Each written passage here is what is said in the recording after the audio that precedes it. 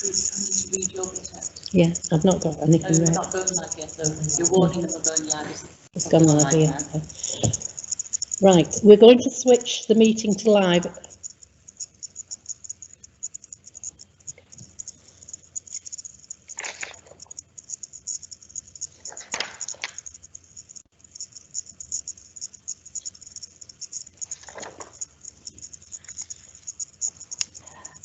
I wonder, Madam Mayor, whether the chaplain is ready to say prayers.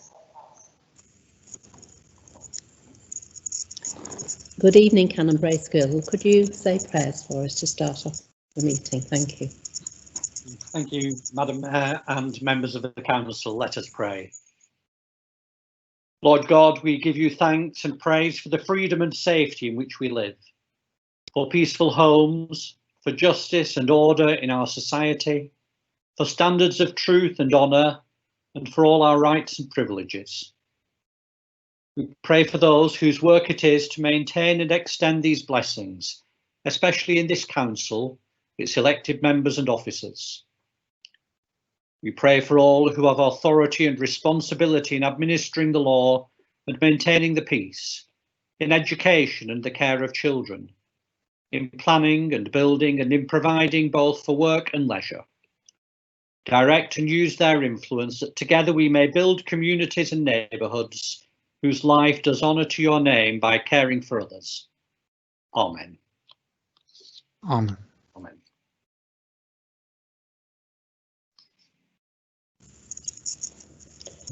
Good evening and thank you, Canon Bracegirdle, members of the Council.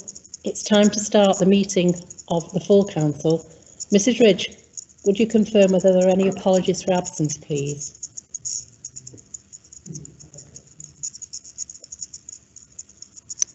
Yes, Madam Mayor, we've got apologies from Councillor Darvish and Councillor Eckersley-Fallon. For the benefit of visitors to the committee, I would like to make one or two introductions. I'm Councillor Linda Thomas and I am the Mayor of Bolton Council this municipal year. All Bolton councillors have been invited to attend this meeting this evening.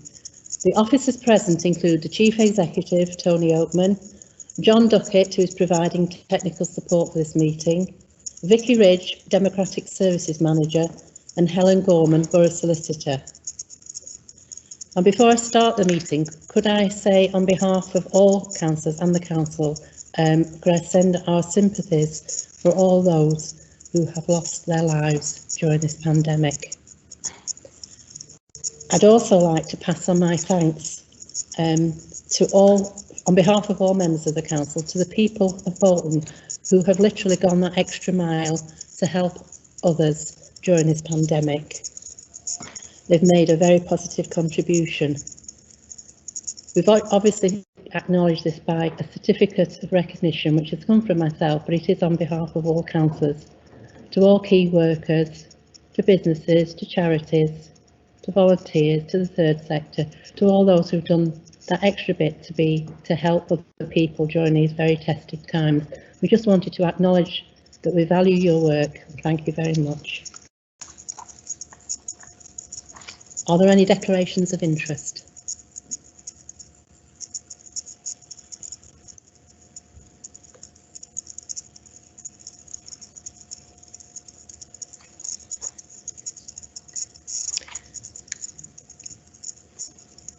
Councillor Morgan. Thank you, Madam Mayor. Can I declare an interest in under motions section 4 item H, Councillor Sherrington's motion? I'll declare an interest, and if we do get to it this evening, I will leave the meeting.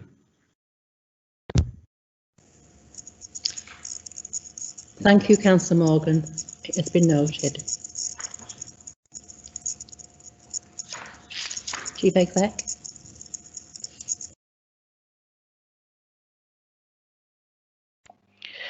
Madam Mayor, the next item of business is to confirm the minutes of the meetings of the Council held on 19th of February and the 20th of May 2020.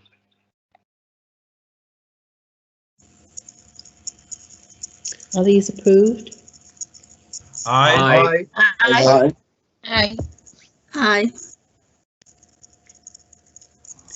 Aye. Aye. Aye. Aye. Aye. Aye. Thank you. Aye. Thank you, everybody. Madam Mayor, Aye. the next item of business on the summons is a motion in the name of Councillor Greenhalgh regarding the Constitution. But as members will be aware, this has been deferred, so we move to the next item of business, which is questions under Standing Order 9(a).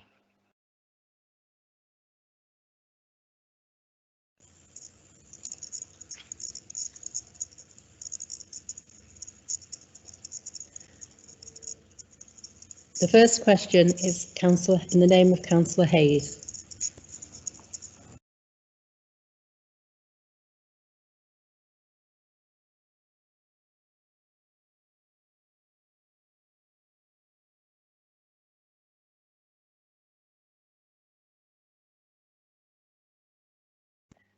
Councillor Hayes, you're on. Yes, thank you, Madam Mayor.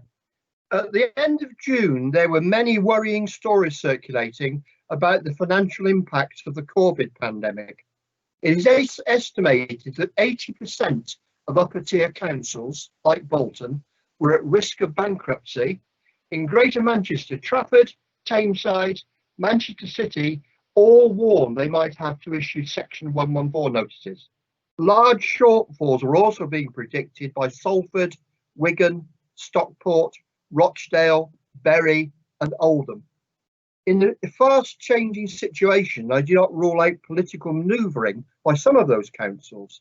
However, there is real concern, and I would like to give the leader the opportunity to hopefully allay some of the fears Bolton is concerned.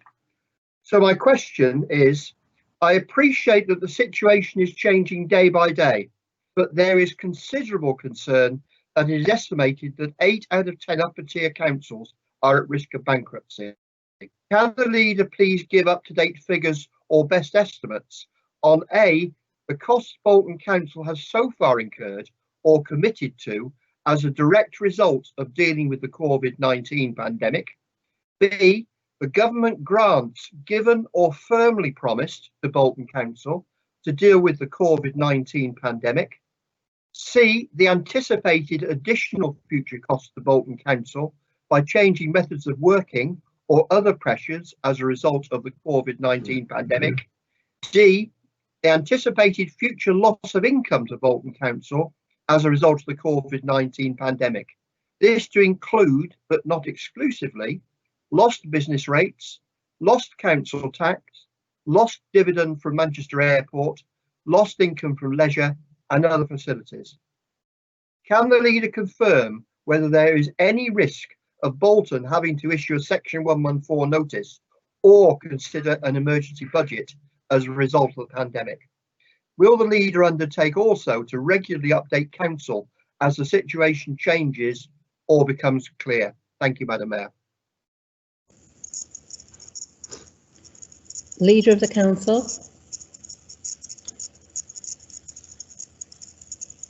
Thank you, Madam Mayor, members of the Council. Thank you, Councillor Hayes, for your question. I can assure you its finance is certainly at the forefront of all of our minds at the moment. It's a detailed question, so I hope you'll forgive me. I'll give a detailed answer, which I'm sure you'd expect, with quite a lot of figures in. So the Council currently estimates that the total financial impact of COVID-19 pandemic will be in the region of £39.4 million.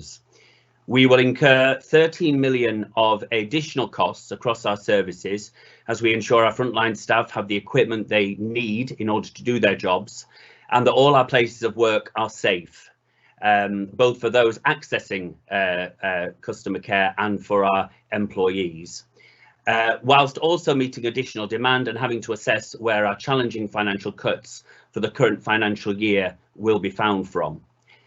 In addition to this, we are seeing, as you quite rightly point out, significant reductions to our income from business rates and council tax as the major contributors to that, as you will know, but also from other areas of our business where we sell services or receive income from external organisations. This loss of income is currently estimated at around £26.4 million. To help us with this situation, I'm delighted that we have already received £17.1 million of emergency government funding, which, as you know, was over 2 tranches. And we await details of a further payment that has recently been announced. 500 million that we're waiting to hear the criteria and how that will be designated. On top of that, we have also received 8 million of specific grants for a variety of contracts to set up track and trace system within Bolton, to support care homes with infection control measures, and to support our most vulnerable residents and those facing financial hardship at this difficult time. We've also distributed almost £58 million of government grants to local businesses to support them during this period. That's including some discretionary funding which was added later by government. So we completely acknowledge that this is a really challenging and ever-changing situation, as you comment, and we do believe that we will need to, but we do not believe, and I will stress that again, we do not believe, to give reassurance to all councillors, that we will need to issue a section 114 notice for this financial year. However, we need to be clear that as the ongoing implications of this situation are more fully understood, the financial position of the council next year is likely to be extremely challenging. And I'll finish, if I can, by your last point, which was to give regular updates. And I want to give assurance that that will be the case. I know you've acknowledged, and I'm very grateful for it, of the way that we have been inclusive as an administration in informing and keeping members of all parties, and we have to keep up to date with them as they grow. I think we have 8 at the last count, but all parties have representatives at our fortnightly recovery board, where finance, it was on the agenda this morning, finance is a regular item, and quite rightly so, on the agenda. We will continue to have those meetings where all parties, party leaders are present. It is up to them then to cascade the information down to their groups. But we will continue that, and within weeks scrutinies will be up and running, and I'm sure there will be a great deal of scrutiny going on as well about the efforts of the council during COVID and the finance, in particular, corporate scrutiny. So I can absolutely unreservedly give that a commitment that we will keep fellow councillors updated. Thank you, Madam Mayor. Next question's name of Councillor Ishmael.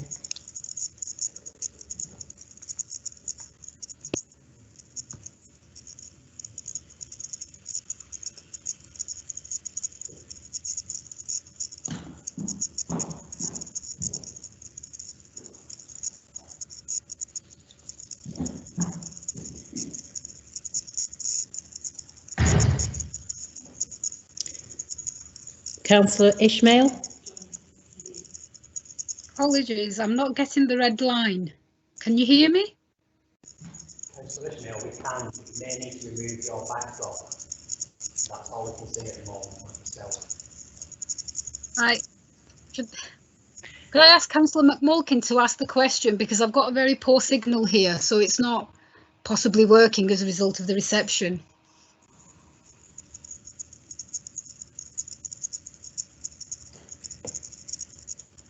Okay, Councillor McMulkin.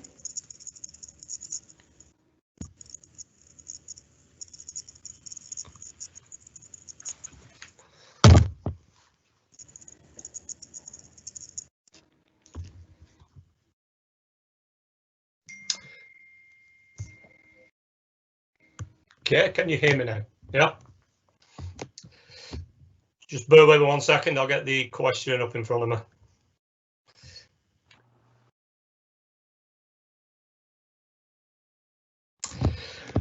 Okay, the question that Councillor Ishmael was putting forward tonight was as follows. Since I became a councillor in 2016, the leader of the ruling group has informed the council at each budget meeting of the burdensome pressures faced by the council in terms of making cuts and balancing the books. COVID-19 has had a significant impact on all councils, with some councils facing bankruptcy. Please can you confirm the current status of the council's finances, and in particular confirm the following. 1. The total capital reserves that were held by the council at the start of this municipal year, which were the council's own reserves as opposed to funds held on behalf of others. 2. The release of the council's capital reserves, if any, and the balance as at 15th of July 2020. 3. The total reserves, revenue reserves that were held by the council at the start of the municipal year, which were the council's own reserves as opposed to funds held on behalf of others. 4. The release of the revenue reserves, if any, and the balance as at the 15th of July 2020. 5. Total cumulative COVID-19 related costs incurred by the council to date, including details on any amounts which have not been and will not be reimbursed by central government. 6. The reserves used to fund COVID-19 related costs detailed at 5 above. And 7. Anticipated COVID-19 related costs to the end of the municipal year and how these will be funded, whether from capital and/or revenue reserves. Please specify which revenue reserves. And 8. Subject to 1 and 7 above.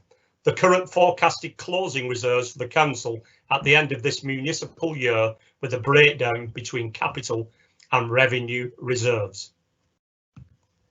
Please can you confirm the budgeted income for the council for this municipal year, with a breakdown by capital asset class for investments and shareholdings, and a breakdown for the different revenue income streams.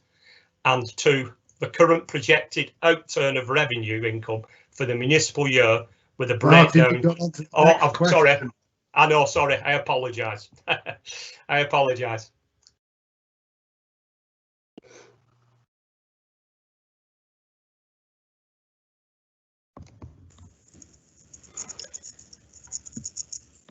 Okay, could I have the leader of the council to answer the question, please?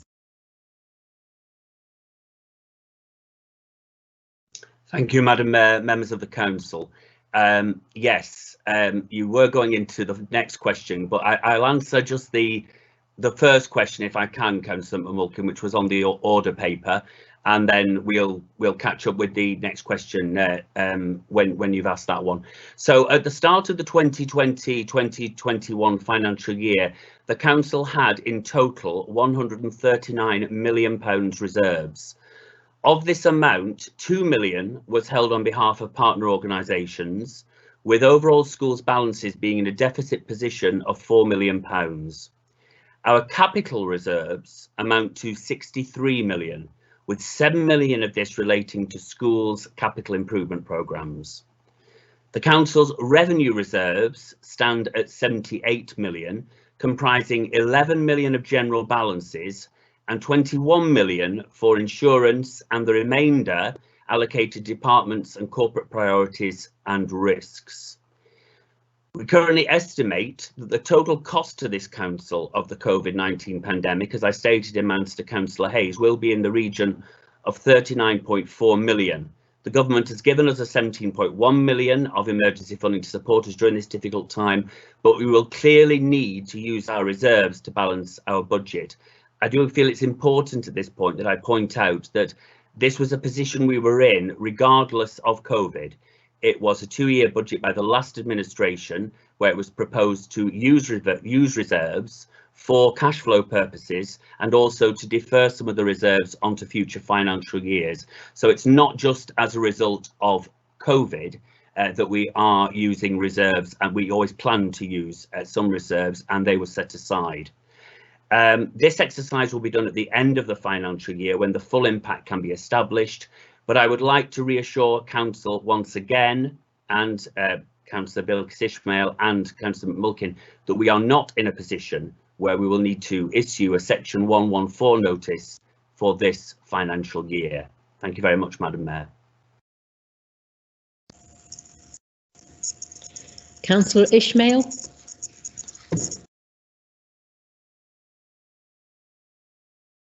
To try again.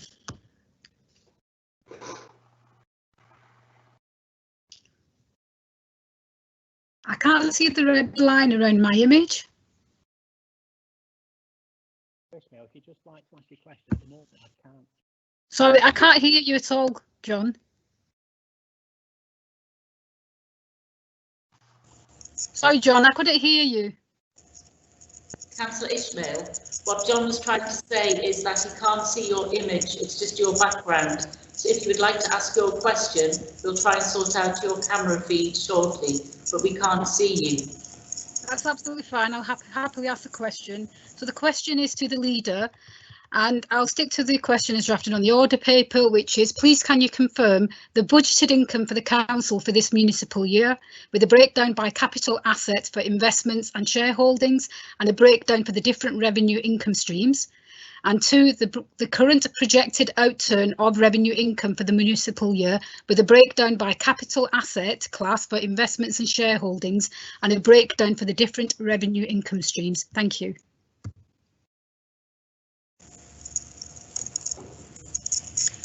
Leader of the Council. Thank you, Madam Mayor, members of the Council. Thank you to Councillor Ishmael for the question. The income of the Council comes from many sources, with council tax and business rates being the major contributors, as colleagues will know, and together they account for just under 200 million, approximately £198 million of our income for this financial year. And various sales, fees and charges bringing in, which normally, before we lived in the time that we do now, would normally bring into this council around £52 million. As minor shareholders in Manchester Airport, we also benefit from the annual dividend of around £6 million, although only 4.1 million is actually built into our budget. Clearly, our income will be hit by the COVID-19 pandemic. We know that the airport has announced it will be unable to pay a dividend, and our analysis of council tax and business rate receipts indicates that they will be down by around, we estimate, in the region of £13 million this year. On top of this, our other sources of income have reduced, and we are already anticipating losses of £2.5 million. Key examples of this are from parking and our traded services, for example, with schools, the music service and positive activities. It was therefore very welcome news in the recent announcement from government when they recognised the problems we are facing, and as recently announced, it is developing a mechanism to support councils for their loss of revenue. This is hugely welcome. I have to be honest, I think sometimes Westminster forgets how much we have had to adapt as councils and how much we've had to build on revenue streams. And I'm grateful that they have listened after considerable lobbying by the LGA cross-party from all parties, and that in the announcement there was a mechanism to support councils for these loss of sales, fees and charges, which will recognise 75% of losses above the first 5% of budgeted income. So this is hugely welcome news, and it will make considerable difference to our financial position moving forward. Thank you very much, Madam Mayor.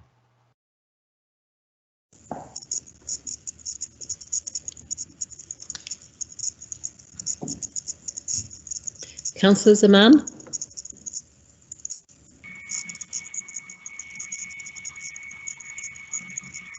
Councillor Zaman. Thank you, Madam Mayor. Thank you, Madam Mayor. The government has to date failed in its promise to ensure that local councils are not left out of pocket as a result of the COVID-19 pandemic. In Bolton's case, the current estimate, as the leader has said, is around 39 million deficit to our budget. The solution to this situation rests with the government. The people of Bolton and all members of the council have a stake in the future finances of our council and need to be told the stark truth about the real possibility of service cuts and job losses. Therefore, the time for confidentiality is over. will the Leader of the Council commit to bring to the attention of all members of the Council the full scale of financial crisis that this Council is now facing, and what measures the Council intends to bring forward to ensure that we do not face a deficit budget in 21-22? Thank you, Madam Mayor. Leader of the Council.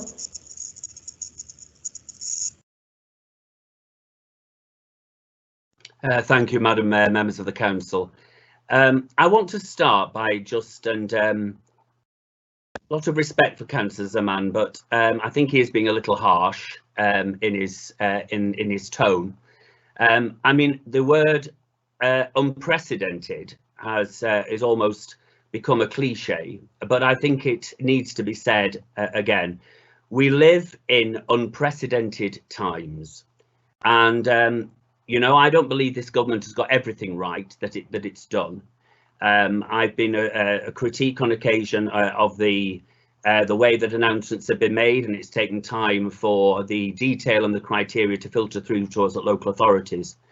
But I think what I can say, and what I'm proud to say, is the unprecedented package that this government has given. And just this last week, by studies, by reputable bodies, including the Institute of Fiscal Studies, estimate this is up to now a £300 billion package of help. And it's very easy to say this is not enough. And believe me, I will be on the front row lobbying for more, as I have been, for local government. But it is important that we do that with the background of knowing and understanding that sheer level of support that government has offered.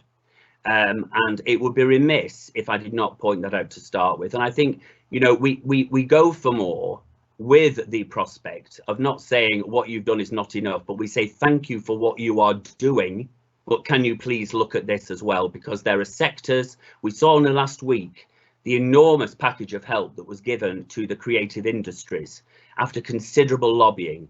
Government, I've just announced previously the amount of help that's come regarding revenue costs for us as local authorities. We have to acknowledge government didn't get it all right at first, but they are listening and they are making more announcements.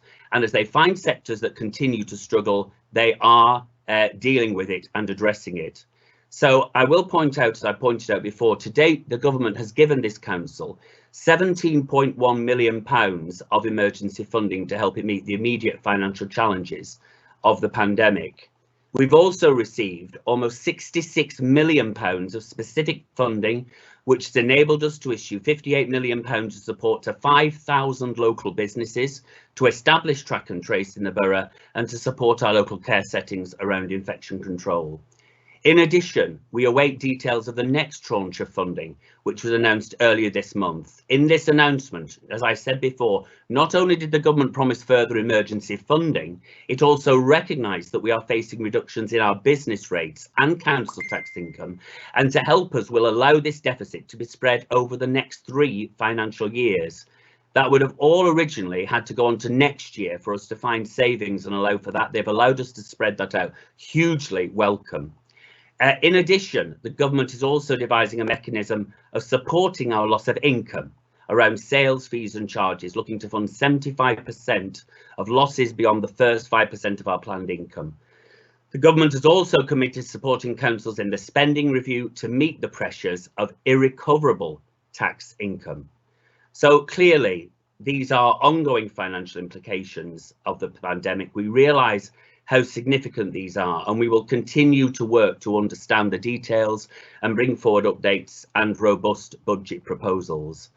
But I have to say as well, and I'll finish with this, we have been as inclusive as we possibly can with all opposition parties in how we shared information and actually listened to one another. We will continue to do that, but it's a plea as well moving forward. There will be huge challenges ahead for us. There is no doubt of that.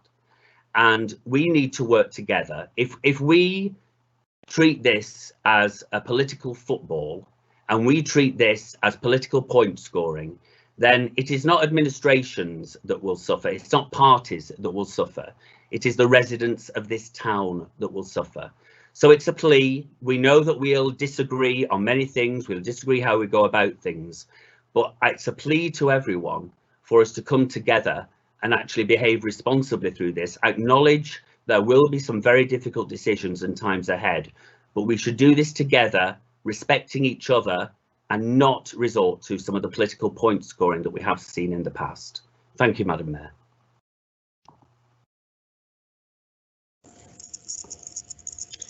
Councillor McMulkin.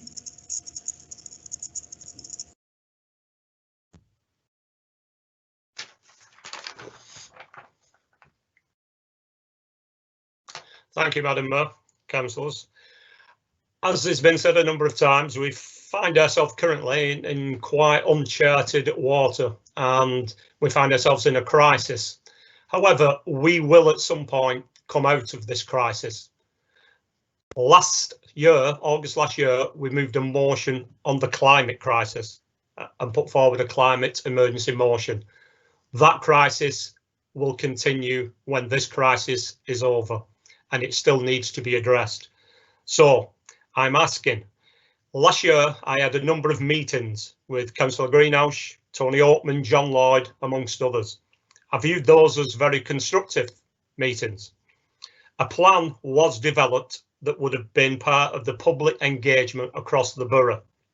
However, the COVID-19 pandemic and its ongoing effects have obviously ruled out much of that plan. I would therefore ask Councillor Greenhouse for his assurance that we will, at the very earliest opportunity, reconvene those meetings and reassess how we can deliver on the climate emergency motion that was passed August of last year. Thank you.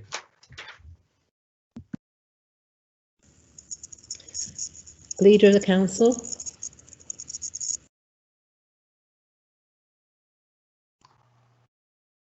Thank you, Madam Mayor, members of the Council. I'd like to thank Councillor McMulkin for his question. He's absolutely right. We were making progress in regard to the resolution of the Council in 2019. And I'm very pleased to hear that he feels that those meetings were constructive. They certainly were meant to be. They were done in the best of faith. And as he knows, we had instructed part within the Acted Connected Prosperous Board for John Lord to take forward some major consultation work, which was due to take place during this summer, and some which would even have taken place by now. It's not been put on the back burner. We're looking at online means of doing that consultation. It's still a very active piece of work. He will appreciate we're dealing with the impact of COVID-19 on a daily basis. The full impact is yet to be determined, as with a range of council activity, and we're having to review our priorities and plans going forward. But with that comes some opportunities. We will be talking later about our staff working from home, which will cut down in emissions in terms of car travel. So there's lots of opportunities that have arisen from COVID as we bring forward the digital agenda, which will play into this very well, and our approach to the climate emergency. So the answer to his question is yes, I will give him that assurance that we will reconvene those meetings as soon as is viably possible, and I look forward to progressing with the Active Connected Prosperous Board this particular strand, and look forward to working with him again in the future to achieve what we all see as very important goals for the council. Thank you, Madam Mayor.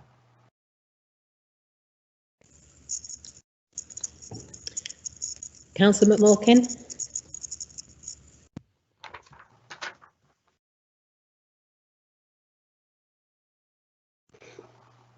Thank you, Madam Mayor, fellow councillors. The question I was going to ask was in relationship to the number of COVID-19 cases per ward across the borough. I'd like to thank the executive member, Councillor Baines, because that information was circulated this afternoon. So I'd like to thank him for that. Can I just, as an add-on to that, can I ask that for some assurance that that information will be circulated on a weekly basis because it's invaluable information to councillors across the borough. Thank you.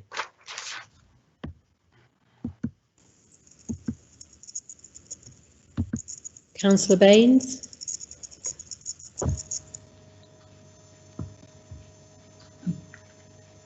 Thank you, Madam Mayor, and thank you, Councillor McCulkin, for posing the important question.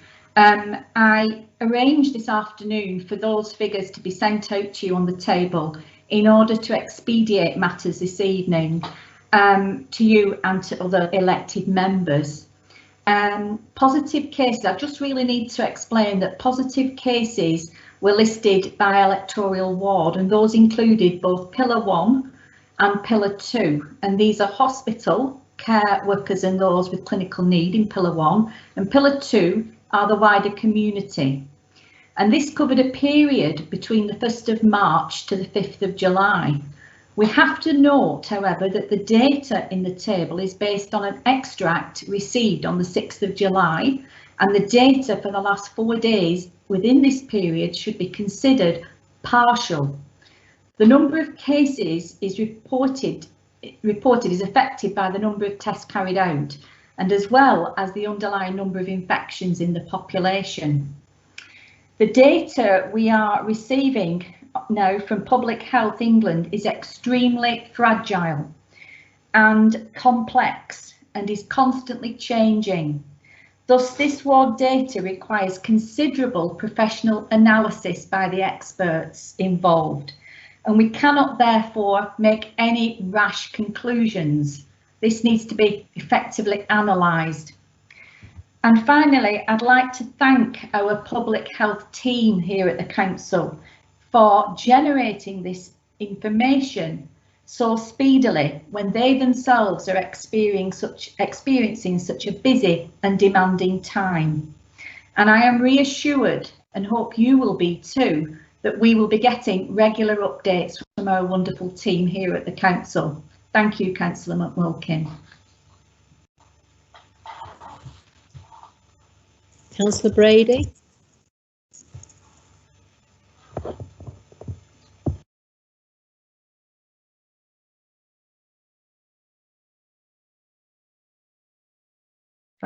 Thank you, Madam Mayor. It comes as no surprise that teenagers too have been affected by the pandemic. With the closure of schools, youth clubs, etc., even parents working from home, there's been a noticeable increase in antisocial behaviour. As we move forward, we need to ensure that all the facilities we have are open to all demographics to use leisure facilities for free. Now, in June 2016, permission was given to contractors to use the basketball and street football court in Old Station Park for a period of 12 months.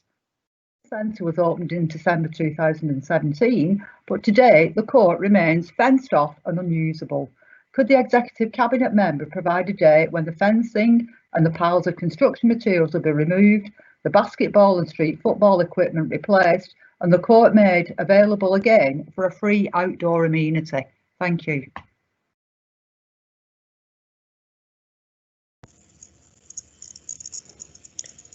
Deputy Leader. Thank you. Thank you, Madam Mayor, members of the council, and thank you, Councillor Brady, for your question. During the refurbishment of the leisure centre, the sports court was indeed used as a temporary car park facility. On completion of the leisure centre project, it was suggested that rather than just refurbishing the court, this would be an opportunity to relocate the facility elsewhere in Old Station Park as part of the Horwich Master Plan, and initial ideas were taken to the Two Towns Area Forum. It seemed logical at the time to pause any proposals until the community consultation on the Horwich Town Centre Development Plan was completed. Unfortunately, there have been delays due to COVID-19, but hopefully things can progress in the very near future. I'm very grateful to Councillor Brady for sending me some of the photos of the state of the sports court today. I share her concerns, and I will be asking officers if some temporary remedial action can be taken in the meantime to try and alleviate the situation. Thank you very much, Madam Mayor. Back to you. Councillor Wright.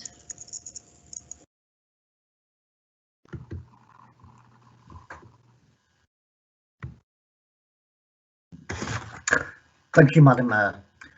With the uncertainty about public gatherings due to COVID-19, could the Executive Cabinet member advise, is there any Bolton Council guidance for planning forthcoming events such as VJ Day on the 15th of August or the Remembrance Sunday parades and ceremonies held around the borough and in Bolton Town Centre? Thank you. Leader.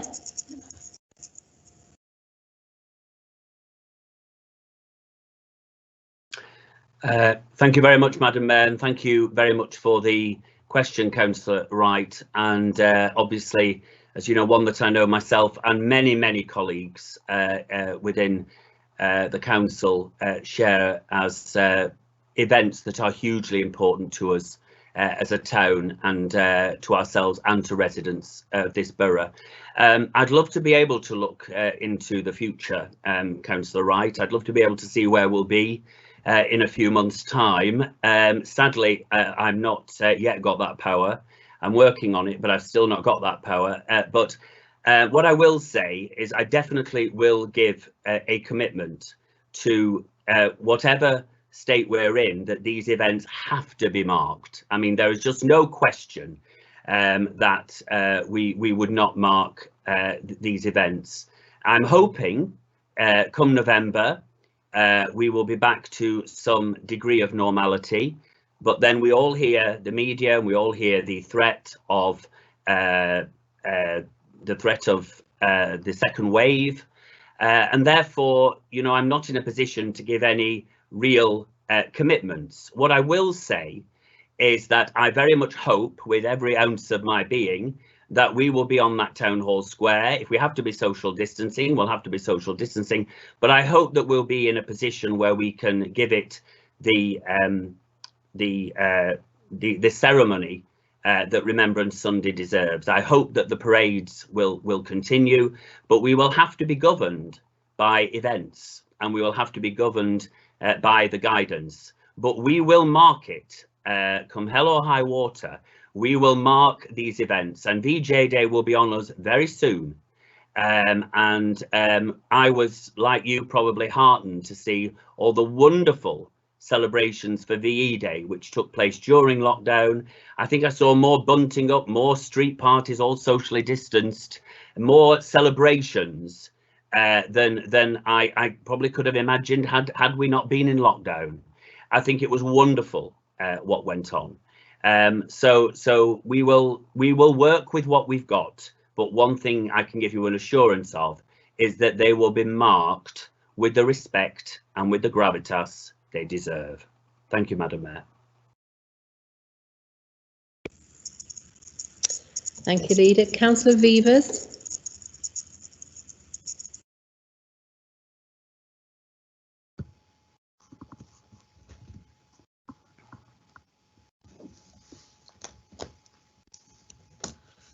Thank you, Madam Mayor, members of the council. With nearly 20,000 care home residents confirmed to have died with COVID-19, an estimate suggesting this number may in fact have been even higher, there's been widespread criticism about a lack of PPE, a lack of testing, and the absence of clear guidelines for the sector. Around 25,000 patients were discharged from hospitals into care homes without being tested for coronavirus. Agency staff were found to have spread the virus between homes, but a health department plan published in April mentioned nothing about restricting staff movements. All this considered, does the executive member for adult social care support the assertion from the PM that too many care homes didn't really follow the procedures in the way that they could have? Thank you.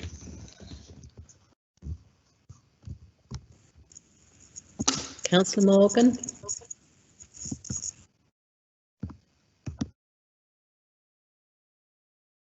Thank you, Madam Mayor, and thank you, Councillor Beavers, for your question and the opportunity to update you and the council on our efforts to support care providers and the residents they've been entrusted to care for. The impact of COVID on our most vulnerable residents has been devastating. In Bolton, we've lost 108 residents from within care homes to COVID, which equates to 34% of all COVID-related deaths in Bolton. As the Executive Cabinet member, I have worked with our officers in partnership with our public health and NHS colleagues to support our care sector, and I am more than satisfied we have done all that we could in these unprecedented times. Bolton's support plan for care homes started in early March, at a point where the impact of the pandemic and the government's policy was not known. Since that time, all care homes have been supported through twice weekly contacts, workshops and webinars, with direct and targeted support being given to providers where there has been a COVID outbreak. All this support and information sharing has helped us to understand what has been an unfolding picture. Specific advice to our social care colleagues included advice and support on, and there is quite a list, but I'm going to go through it because it really does demonstrate what our teams on the council have been doing. It included advice on the infection control training, the correct usage of PPE and monitoring of stock levels, supporting the delivery and access to emergency PPE through the LRF and the council procured stock, advice on environmental changes and how to cohort symptomatic residents, end-of-life care advice and access to anticipatory drugs, access to multidisciplinary teams and a named GP per home, access to technology and equipment to undertake observations on behalf of our NHS colleagues and to keep in contact with families. Greater Manchester and a Greater Manchester and North West recruitment campaign for care staff, and testing of residents prior to Public Health England guidance was issued, including testing on discharge from hospital. And we've supported priority testing for all our staff. In addition to this, an integrated hub to support residents being discharged safely from hospital was put in place in March. 96% of Bolton residents were discharged from hospital to their own homes, and others in the main to intermediate care facilities. We as a council have distributed £2.3 million over the infection control grant which was received from government to all homes, and worked with them to use this to support managing the spread of the virus. This is equated to £975 per bed in each care home, with the additional £575,000 being used to support the wider social care workforce. Regular testing for staff and residents is being introduced, with staff to be tested weekly and residents to be tested every 28 days. Our care sector overall has responded above and beyond to manage this situation. We now only have 6% of our workforce across the sector unavailable for work, and we currently have no homes with COVID patients. With regard to your comments to the use of agency staff, I can advise that most homes have restricted their use to a bare minimum, as their own staff have stepped up to the plate and covered the majority of extra shifts to ensure that agency staff has not been used. Their unselfish efforts have reduced the chance of infection not only to themselves, but more importantly to the residents they care for. COVID is going to be with us for a long time, and we will continue to remain vigilant to ensure that the care sector reduces the movement of staff, has access to appropriate PPE, and has the appropriate infection control support and access to regular testing for residents and staff. I would say to Councillor Evers that the only assertion and statement of fact I will make is that our officers in both People's and Public Health Directorate, our NHS colleagues, along with our partners in the private sector, have done an amazing job in what can only be described as unprecedented times. And on behalf of the council, I'd like to put on record that I would like to take this opportunity to thank them for their continued outstanding efforts. Thank you, Madam Mayor.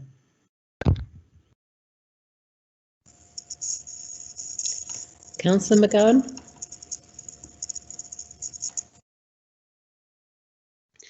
Thank you, Madam Mayor, members of the council. The Leader of the Council will be aware of the government decision to allow free car parking for NHS staff at hospitals during COVID-19 pandemic to help them avoid public transport.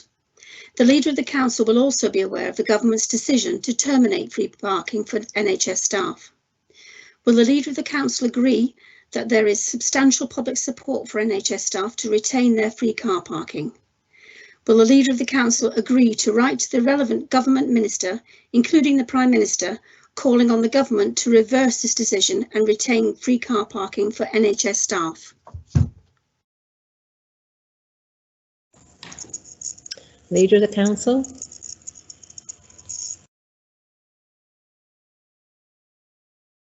Thank you, Madam Mayor, members of the Council. Yes, I'm happy to do that. I have been in touch with Westminster this week just to see what their view was initially, and I can confirm that they probably agree with you at point 3 that there is substantial public support for the NHS staff to retain their free car parking. I think it would be a brave government of any colour there that did anything that took anything away from NHS staff after they have been on the front line and acted as they have done, which has been impeccably, and stepped up to the plate as they have done. They've been the new heroes, as it were, together with those in social care. So I'm more than happy to join the lobby that it would be suicide, really, to think of anything in these terms at the moment. And I think the public would make their voice heard from the rooftops. No, I think all measures they will be to look after staff in this sector as much as we can. So I'm happy to do all you ask. I'll instruct that ministers are informed and the PM. I'd love to think they're just dying to hear what I've got to say in Bolton, but we'll give it our best shot, Councillor Gowan.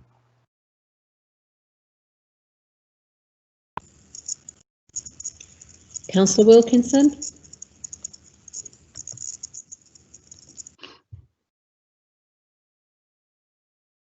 Thank you, Madam Mayor. I think the Deputy Leader will be well aware of the issue around the West Orton bypass and the fact it's been ongoing for probably some 50 plus years. And the discussion has got even more intense as more housing development takes place in West Orton, but also, more importantly, in Wigan, which sends most of its traffic through the M61 through West Orton. Therefore, can I ask the executive member, the executive cabinet member will be aware of the joint bid by Bolton and Wigan councils for over 100 million for a business case for the West Orton bypass. Sadly, in the budget, the Chancellor gave no support for the proposal.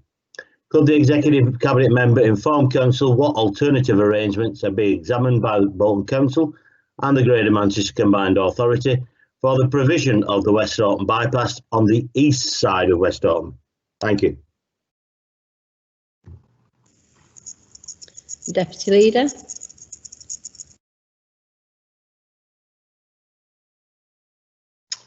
Thank you, Madam Mayor, members of the Council. Thank you, Councillor Wilkinson, for the question. It is indeed the case that Bolton and Wigan Council submitted a very strong case for HIF forward funding, and we are disappointed that the Ministry of Housing, Communities and Local Government did not approve the funding bid. It's probably worth pointing out at the moment that the number of houses that had to be submitted to sort of guarantee this funding from the Housing Infrastructure Fund might have been something that both myself and Councillor Wilkinson might have found somewhat difficult to swallow.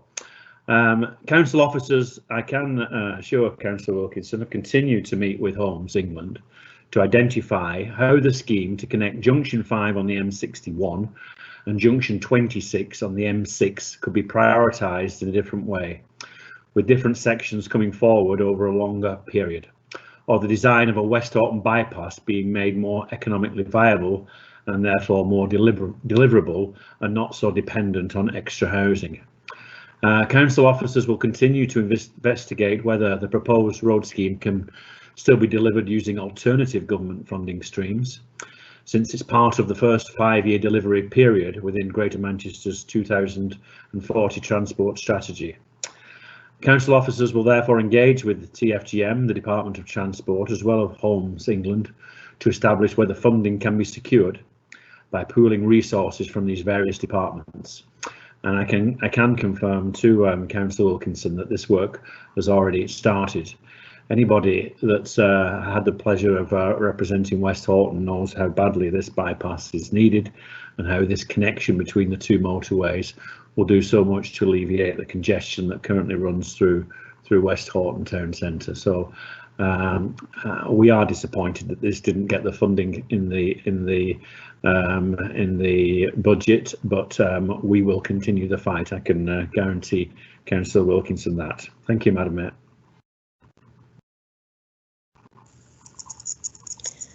Councillor Wilkinson. Thank you, Madam Mayor. I think all members will be well aware of the changes that COVID has brought about in the working environment.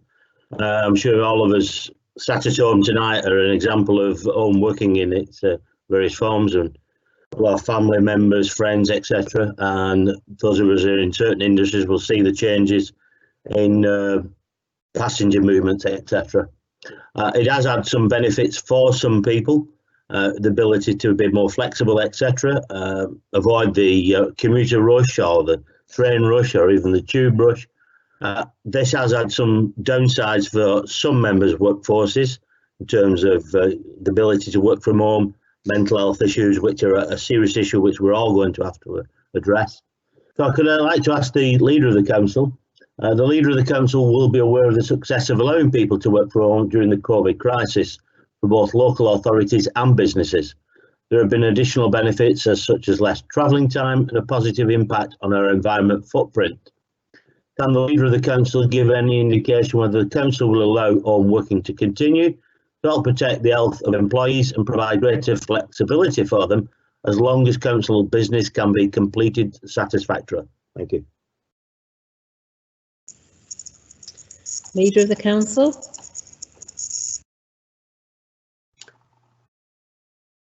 Thank you, Madam Mayor, members of the Council, and thanks to you to Councillor Wilkinson, who raises a really relevant point. And you know, COVID has been a nightmare to not underestimating it there, but out of it will come undoubtedly some positives and some opportunities for us, and one of them primarily is how we go about our business and how we may work differently. So to put this into some kind of perspective, prior to the COVID pandemic, Bolton Council had 19 employees who work from home on a permanent basis in accordance with the Council's agreed home working policy. As of Friday the 10th of July, 1,171 employees were currently working from home. And whilst this unprecedented and rapid increase in the numbers of staff working from home initially caused some operational challenges, mainly with regards to staff having access to the relevant IT and network availability, as time has progressed, significant improvements regarding both of these issues has been made, and large numbers of staff are now successfully and, more importantly, efficiently working from home. So in the main, feedback from employees working from home, that has been positive in the main. We have each department has consulted its own reviews and surveys, especially with regard, as Councillor Wilkinson points out, to the reduction to commuting time and with the associated costs and environmental benefits of this, and the adoption of new, often more efficient ways of undertaking business meetings. We're seeing tonight, some may say it's not been as efficient as it could have been, but we're working on it. I'm sure we all are, with Skype, Teams meetings, etc. Whilst it's encouraging that the majority of staff working from home have found the experience positive, we must remain mindful that for a number of staff, the experience of working from home may not have been as positive, and we must never forget this, possibly as a result maybe of personal home circumstances. It's great if you've got room, it's not great if you're trying to do work in a multi-generational household. We have to take all that into consideration. Or, and this is, you know, mental health issues have come to the fore during COVID, it may be that they feel isolated due to missing regular face-to-face contact with work colleagues. This could have been, you know, a huge part of that person's life. So managers have been provided with individual wellbeing and risk assessment templates, as I've said, to enable them to engage in discussions with staff working from home, and this work is currently ongoing.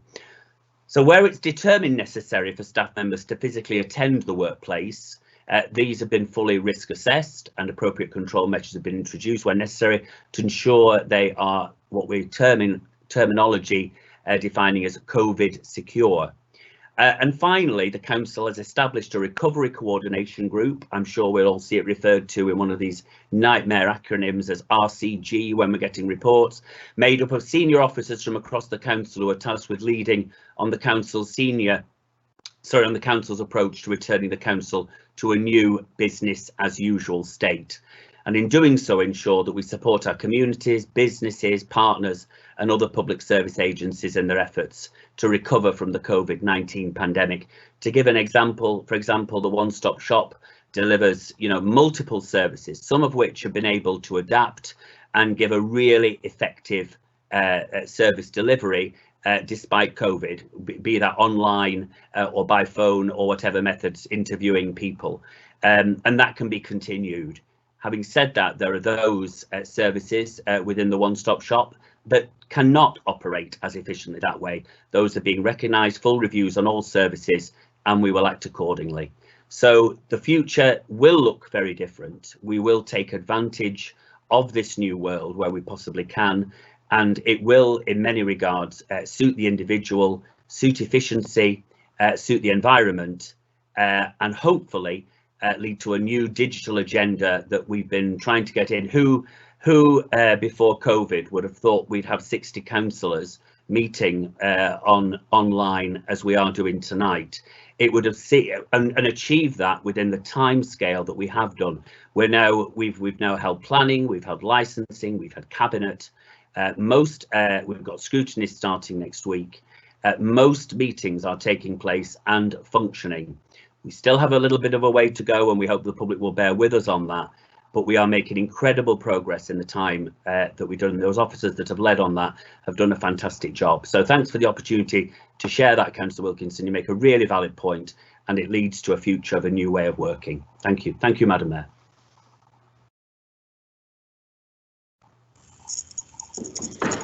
Councillor Hayes.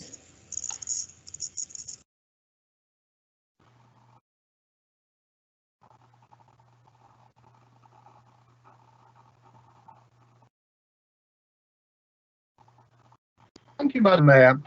Speedwatch is a scheme whereby residents are trained to record vehicle speeds, which are then passed on to the police, who can warn or take further action against persistent offenders. It has been on trial in Tong with the Hoff, and I believe has proved effective and popular with residents. It's much needed elsewhere because excessive speeds by motorists is becoming more and more of a problem.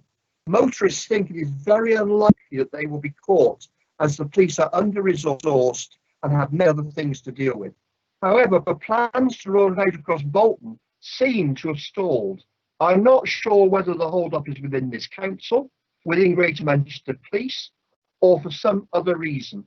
To try to tease this out and hopefully give some impetus, I'm asking this question and another similar one under Standing Order 9C. Thank you, Madam Mayor. Councillor Haslam.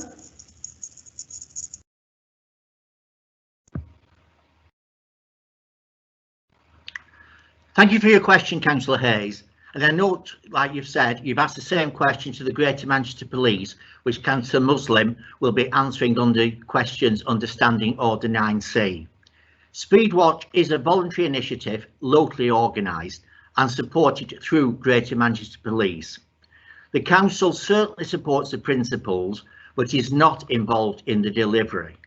However, I personally wish to endorse this initiative and hope we will encourage a more responsible and safer approach by road users. Thank you.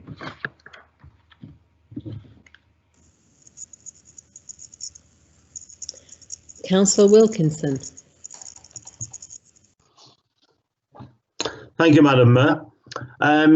Members might not be aware of some additional funding which was provided by the government at the end of May in relation to improving access to transport and in particular cycle provision. Bolton was fortunate to receive 2 grants, one for Orwich Parkway and one for Bolton train station. It's always, particularly from my work experience, it's always pleasing to see that additional passengers can use train facilities. And I'm pleased for the Orwich Parkway improvements. It would have been nice to see other busy stations within Bolton receive some funding. The executive member will be aware of the question I asked last year in relation to previous government grant funding for platforms 2, 3 and 4 at Bolton, where a considerable amount of money was spent in providing cycle provision. Actually substantially more than the 66,000 grant being put on offer. And all that facilities were ripped out last year. Therefore, I'd like to ask the executive member, can we actually see that this grant funding this time is well used, well thought out, and is not wasted like the previous money was spent on the last set of cycle provision? Councillor Haslam.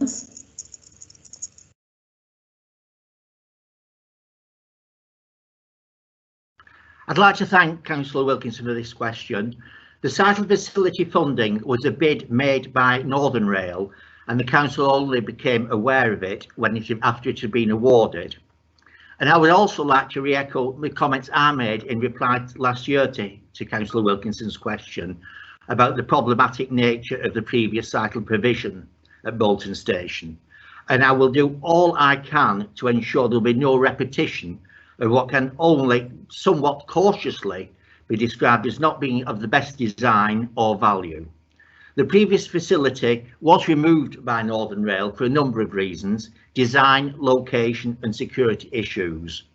Northern are now working on the new design details, and to this end I'm having a meeting with Northern officers next week to discuss the options, and I will share certainly with Councillor Wilkinson the outcome of my discussions. At Bolton, any new provision will be high quality and complete with cycle repair stations. Should it be 2-tier, the upper tier will have gas assisted to ensure ease of access. There will be appropriate CCTV coverage so customers can be confident in the safety and security of the parking.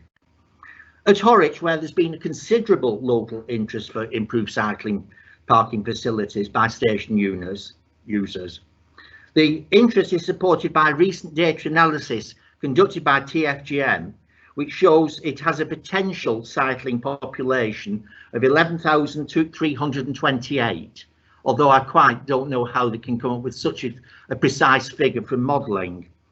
At Horwich Parkway, 63% of whom are of working age, which certainly indicates the opportunity to increase cycling to the station as long as there is an appropriate facility. It is proposed there to install a high quality cycle solution for 30 spaces conveniently located on the platform in the form again of a 2-tier cycle rack with gas assistance. There will be also a cycle repair stand and CCTV for customer confidence. I do hope this will encourage customers who are able and wish to cycle to the stations, and the lack of availability of suitable cycling provision will not be a barrier to their travel. Thank you.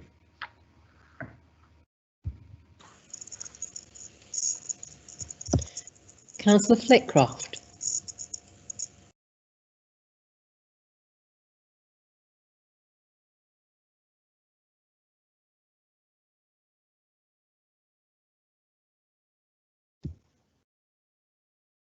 Thank you, Madam Mayor. In June, the Bolton News ran 2 stories on the condition of the once magnificent Rock Hall in Morsesgate Country Park. This is an emotive topic for Farnworthians and means so much to us that we included the hall as priority in the 25-point plan agreement. We are aware that several interested groups have come forward with business plans for Rock Hall, and that to date none have been successful with their proposals. Can the relevant Executive Cabinet member please give an update and advise on the steps that the Council is taking to ensure a successful outcome for Rock Hall? Thank you. Deputy Leader. Thank you, Madam Mayor, and thank you, Councillor Flitcroft, for giving me the opportunity to update the Council on Rock Hall. In early 2019, the Council instructed a local firm of chartered surveyors to market and offer the premises as a leasing opportunity. Interested parties were invited to submit their proposals and business plans in writing. They were to include such detail as length of lease, rental offered, proposals for undertaking refurbishments and associated costs. A total of 6 organisations expressed an interest between April and June 2019. All parties proposed using Rock Hall as some form of community hub with other complementary activities and uses to provide an income source. 4 of the organisations were selected to provide more detailed proposals, including business plans. Unfortunately, none of these parties provided sufficient detail concerning how they intended to fund the refurbishment of Rock Hall. Subsequently, the Council did not proceed with these 2 parties, and the remaining 2 organisations decided to withdraw from discussions. In February of this year, a further bid was received and an outline business case proposal was submitted. And that proposal is currently under consideration. We are hopeful at this point that we can make some progress with this proposal. I don't need to tell Councillor Flitcroft or any of the Farnborough members for that matter the state of Rock Hall and the amount of works that are required on it. It is a building that has suffered significant neglect over many years and now requires a significant investment to bring it up to date. But I recognise the uniqueness of Rock Hall and the value that the people of Farnborough put on it, and I and the executive are committed to trying to find a long-term use for this valuable community asset. And once the people that are currently interested in leasing it have made their plans clearer, and if we can find a way forward, Councillor Flitcroft and the members from Farnborough, I can assure the Council will be the first to know. Thank you, Madam Mayor.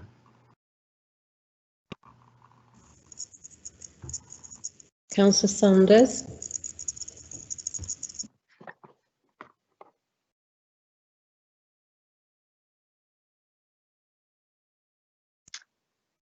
Thank you, Madam Mayor and members of the Council. As members may be aware, I have the honour of being the chair of the Farnborough Town Centre Steering Group. And despite the COVID-19 challenges in recent months, I can confirm that work has been continuing and deadlines are being met. Therefore, as this is the first comprehensive full council meeting of the year, I thought it would be a great opportunity to ask the Deputy Leader of the Council to please update the residents of Farnborough and Kersley and fellow council members of the latest progress being made on the regeneration of Farnborough Town Centre. Thank you. Deputy Leader. Thank you very much, Madam Mayor and Councillor Saunders. We have heard some stories tonight about the effects of COVID and the future and the long-term implications of it. But I am pleased to inform you and the Council that we submitted the Future High Streets Fund business case on the 3rd of June. The team worked extremely hard in putting that bid together, and we have requested £19.2 million to deliver 3 main proposals in Farnborough Town Centre, including the redevelopment of the former market site and market precinct, extension and external improvements to the leisure centre, and the delivery of a Streets for All programme on Market Street. We expect to hear the outcome of the submission over the summer. I can also confirm that the Council has exchanged contracts on the market precinct and retail units on Brackley Street with St Modwen, and demolition of the vacant units in Market Precinct will take place between exchange and completion of contract. We are also in discussions with the developer to bring forward the comprehensive redevelopment of the former market site and Market Precinct. Heads of terms have been agreed and an option agreement is being developed and will be presented to Cabinet in September. The executive and not least the leader has lobbied incredibly hard on behalf of Farnworth for redevelopment in the town centres, including inviting Treasury ministers to the town to discuss our plans. We will continue that work into the future until Farnworth gets the second chance that I know so many members, both in the leading group within Farnworth and Kersley, and to be fair, in the previous administration have worked so hard to achieve. Farnworth has been a priority for this council for a long period of time, so I'm delighted at this stage we can say that a significant bid for £19.2 million has gone in, and we expect to hear the answer very shortly, and I will update council as soon as I've got that information. Thank you very much, Madam Mayor. Councillor Patterson.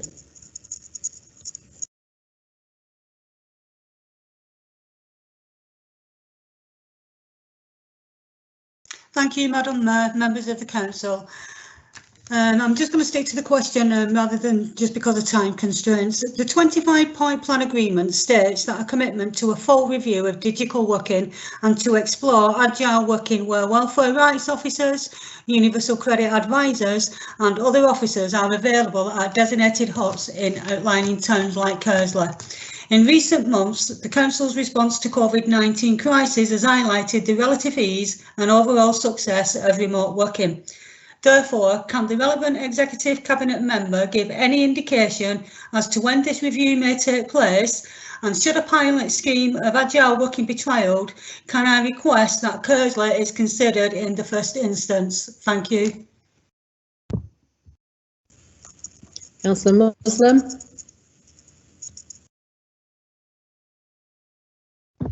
Thank you, Madam Mayor, and thank you, Councillor Patterson. Over the last 3 years, Bolton Council has been contributing to the funding of welfare rights outreach services based at the Well in Farnworth, providing a range of advice to residents across the Farnworth and Kersley communities. The council also provides home visits to Bolton residents who require assistance with applications for a range of welfare benefits, including universal credit. This service uses digital technology to make claims online in residents' homes and targets those residents who may find it difficult to access our services, including older residents and residents with disabilities. Over the years, the council has developed its benefit service to enable residents to make online claims from the security and comfort of their own home, including housing benefit, local council tax support, discretionary housing payments and local welfare provision. This also enables support workers to assist clients digitally without the need to visit council offices. Residents can also access these digital services through the network of libraries and UCAN centres across the borough. These locations already have officers in place to provide general support, but discussions are taking place to explore whether demand in particular areas of the borough would justify placing additional officers in those locations. We will also use the benefit of our experience delivering services during the pandemic when staff have worked from remote locations and continue to provide high quality efficient services meeting our residents and businesses needs. We are exploring multiple ways as well that we can secure further funding to make our services more digital following our signing of the local digital declaration last year. And as soon as we have more on that, we will obviously update elected members. But I can assure you that we are looking at many aspects of our delivery and what we can do more digitally to ensure that our residents get the full benefit of our services. Thank you, Madam Mayor.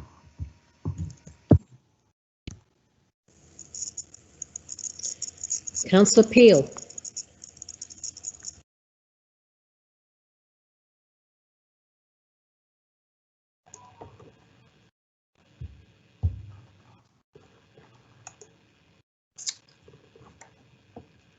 Thank you, Madam Mayor. I'm sure Councillor Greenhouse is as pleased as I am that this is the penultimate question, or perhaps not. Will the leader of the council join me in thanking the people of Bolton for their fortitude and endurance in dealing with the consequences of the COVID-19 pandemic.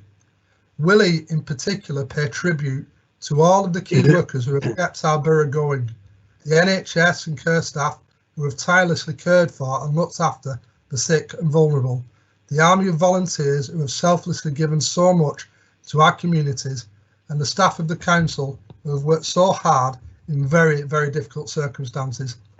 Many of these people, Madam Mayor, have worked for the people of Bolton at great personal risk to themselves and in some cases with fateful consequences.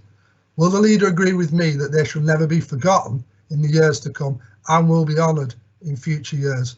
Madam Mayor, behind every cloud there is a silver lining, and in the case of this pandemic, that silver lining is the brilliant people who live and work in Bolton who have responded so well to this crisis. Thank you, Madam Mayor. Leader. Thank you very much, Madam Mayor, members of the council, and thank you to Councillor Peel for giving me the opportunity and reiterating your words, Madam Mayor, when you spoke on behalf of us all at the beginning of this meeting today, and your kind words, because we can never say thanks enough. People are very quick to criticise, but thank you is often a word that is not said as much as it should be.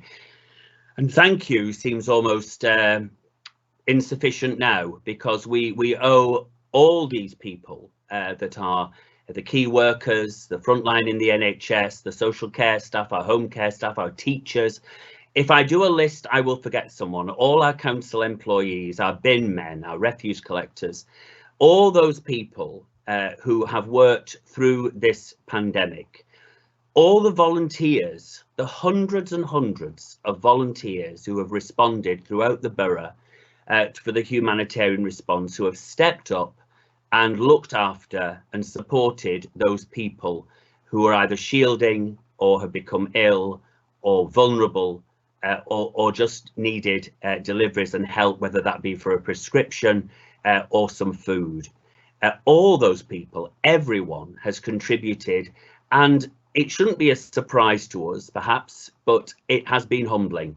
The Bolton spirit, the Bolton family has come to the fore once again, and we have seen firsthand everyone stepping up to look after their neighbour. And so I'm absolutely delighted. I think the idea that Councillor Peel has, he will probably be aware that the Mayor of Greater Manchester tomorrow is attending a service in Manchester Cathedral on behalf of GM, where the majority of the congregation will be those who have worked on the front line, the NHS, people who've worked in care, and it will be remembering those people and those lives that have been lost.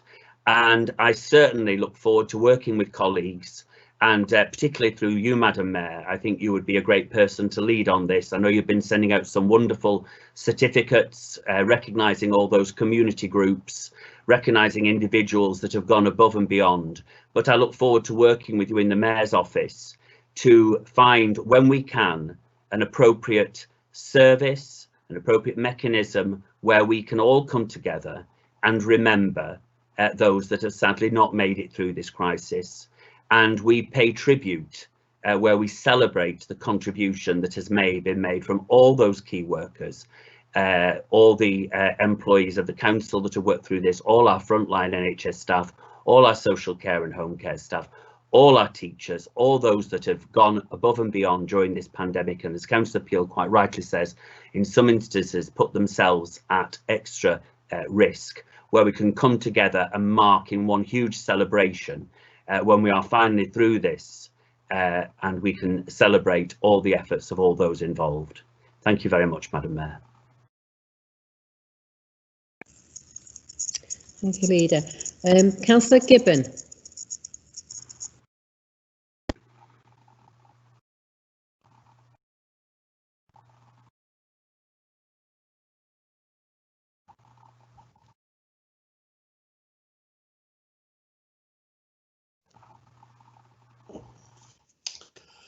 Thank you, Madam Mayor and the Council. Council will be aware of my support and concerns as to the demise of the shop mobility service, which for many years has served our town well. The service started to struggle before the COVID outbreak due to a bad relocation decision and poor management strategy. The staff were issued redundancy notices some time ago. Will the leader agree to meet me and the executive member to see what can be done to save and readapt the service with a view to relocating it and helping to create a new type of service fit for today's climate and the future within the town centre or the interchange? Thank you. Leader.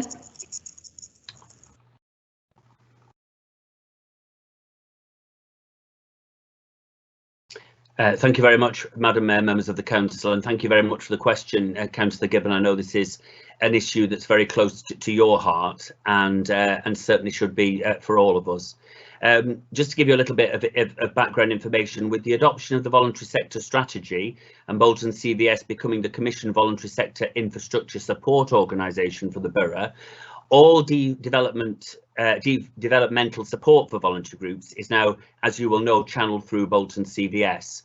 But consequently, Bolton CVS have completed an organisation health check with shop mobility and have provided extensive developmental support, including advice on funding, which is the key to making it sustainable moving forward.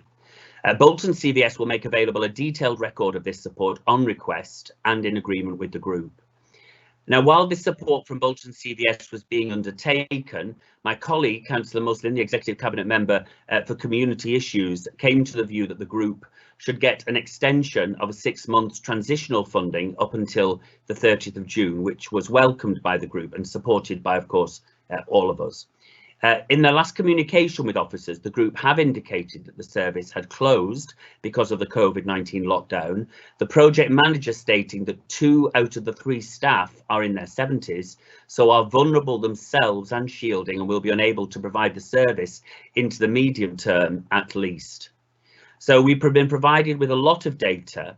We certainly would be I want you to be reassured, we are certainly doing everything we can to see a sustainable future for the organisation, and I would be more than happy, Councillor Gibbon, to meet with you and with the relevant officers and Councillor Muslim to look at how we can move forward sustainably and helping them as much as we can to continue a very important service for the town. Thank you, Madam Mayor.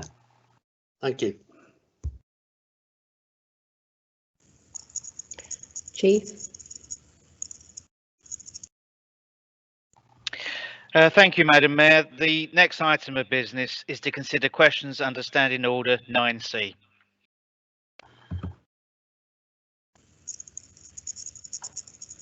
Councillor Hayes.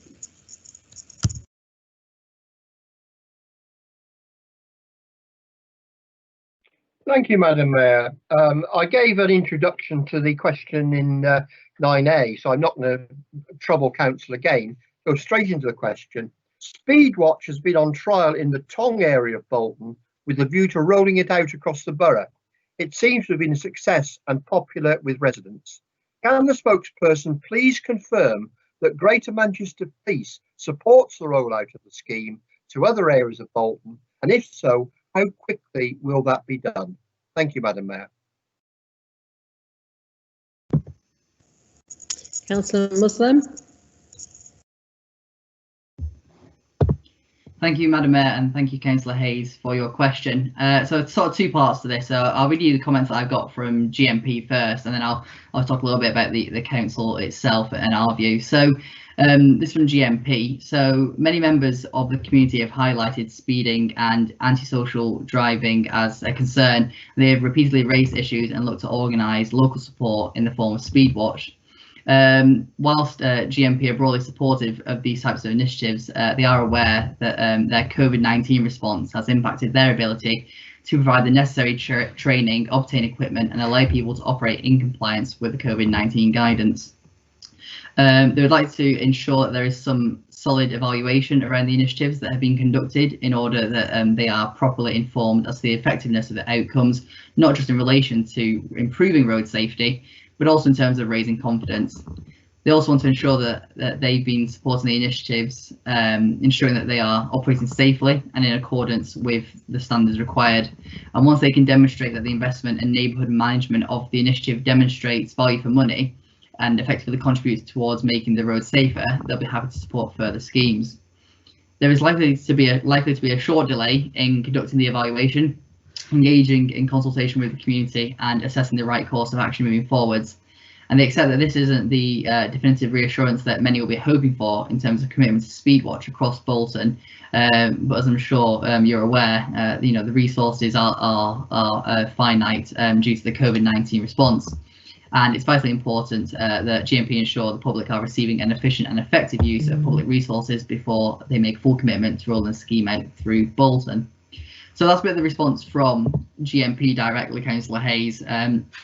As for what I've seen myself, I know the excellent work that the Tongfold Neighbourhood Watch do in regards to Speedwatch. I was looking to get a demonstration of that recently, in fact last weekend in my ward, with Dave Edmondson showing me a bit more about how it operates.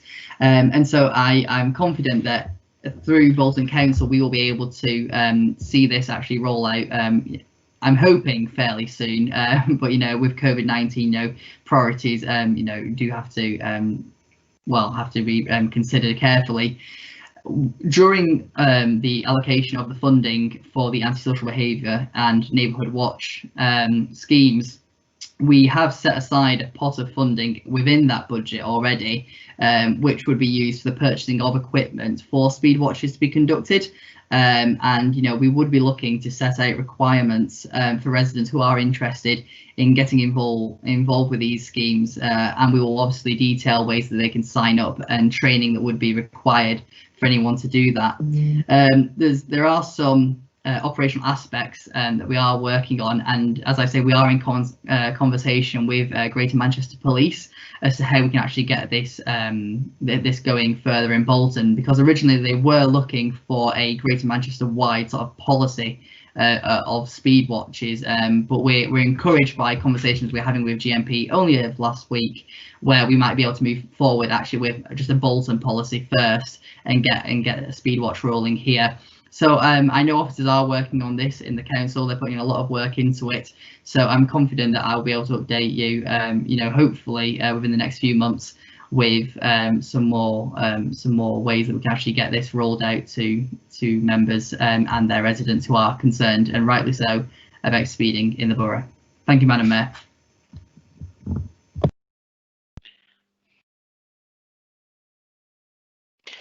Thank you, Madam Mayor. The next item of business is to deal with the minutes of the proceedings of the Planning Committee.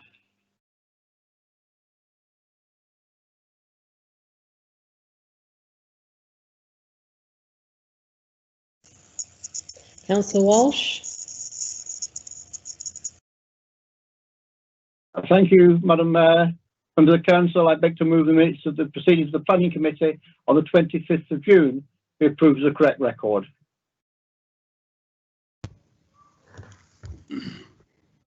Councillor Ayoub.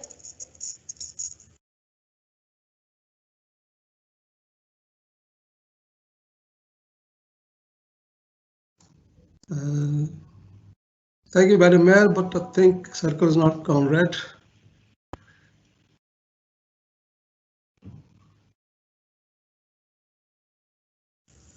It's okay, Councillor Ayoub, it's staying on me for this particular item. Okay. Okay. Thank you, Madam Mayor. I formally second the minutes of the proceeding of the Planning Committee.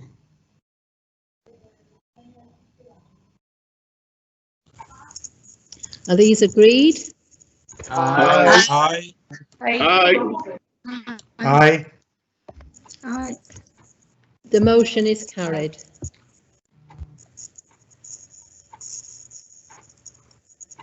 Chief. Thank you.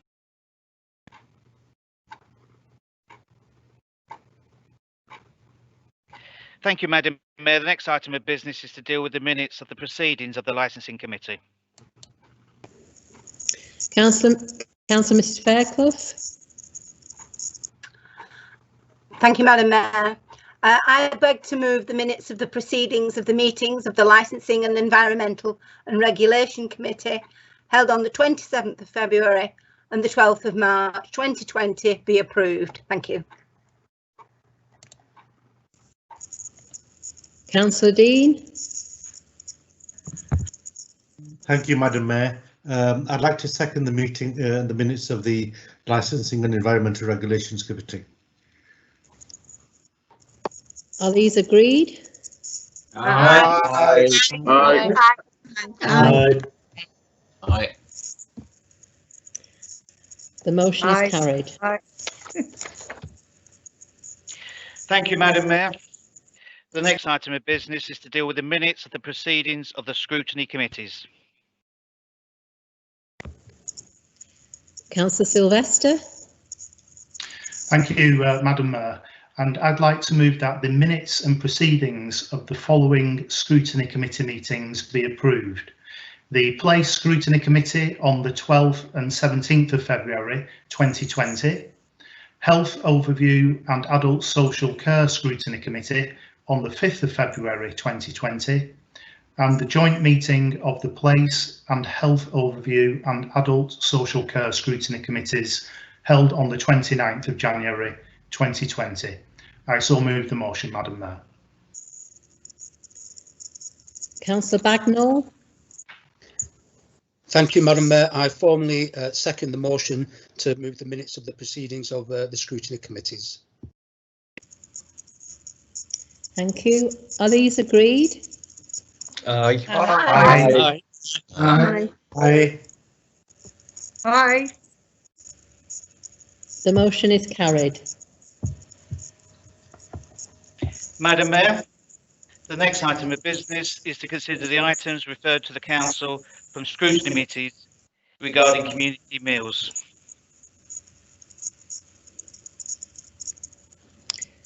Councillor Sherrington.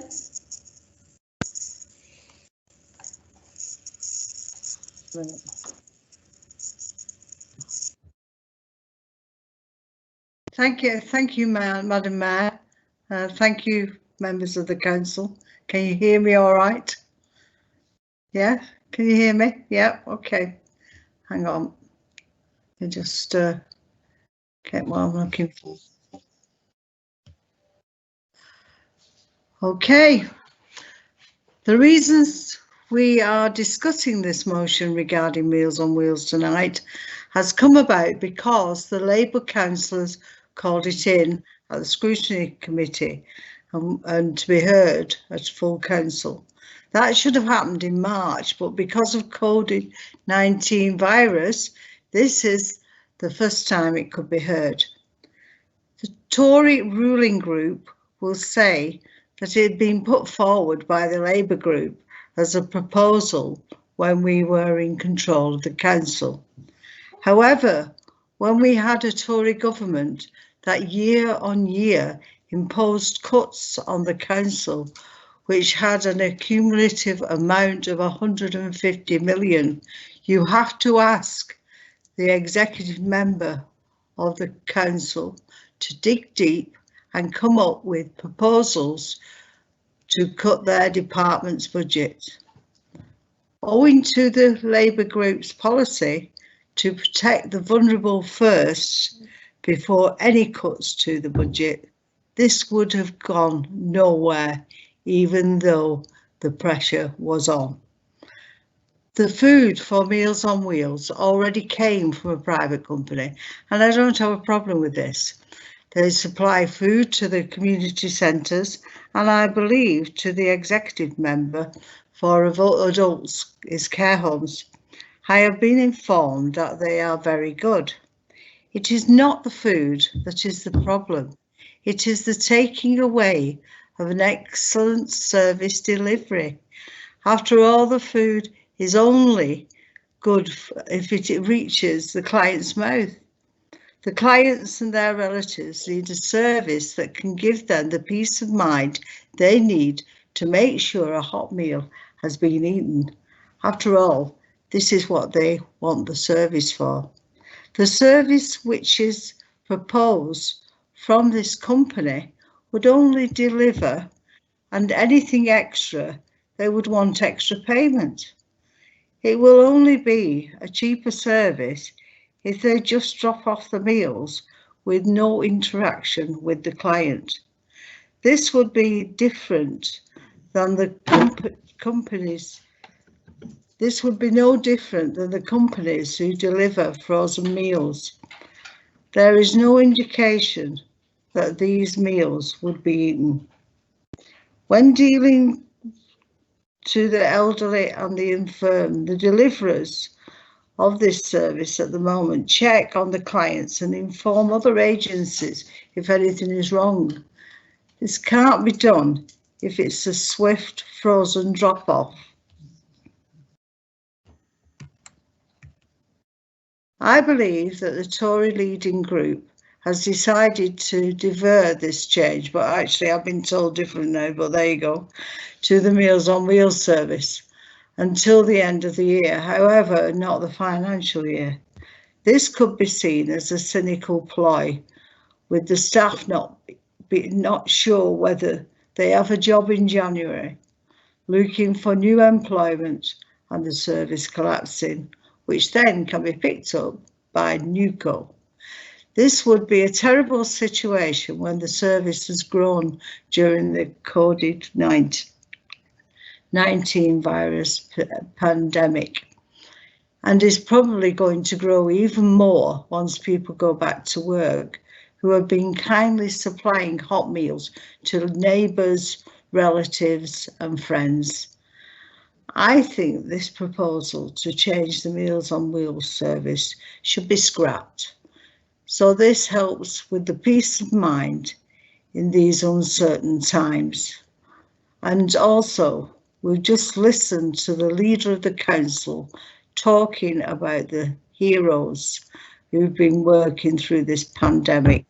And you have to ask, are these people who are working for the council not part of our heroes and should be looked after? Thank you.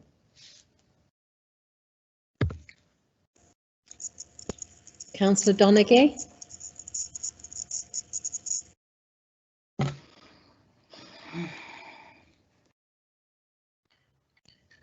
Thank you, Madam Mayor. I formally second the motion and reserve the right to speak.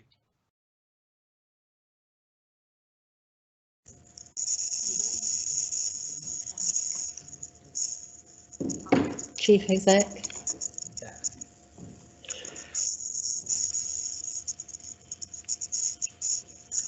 Madam Mayor, there is an amendment to consider in the name of Councillor Morgan.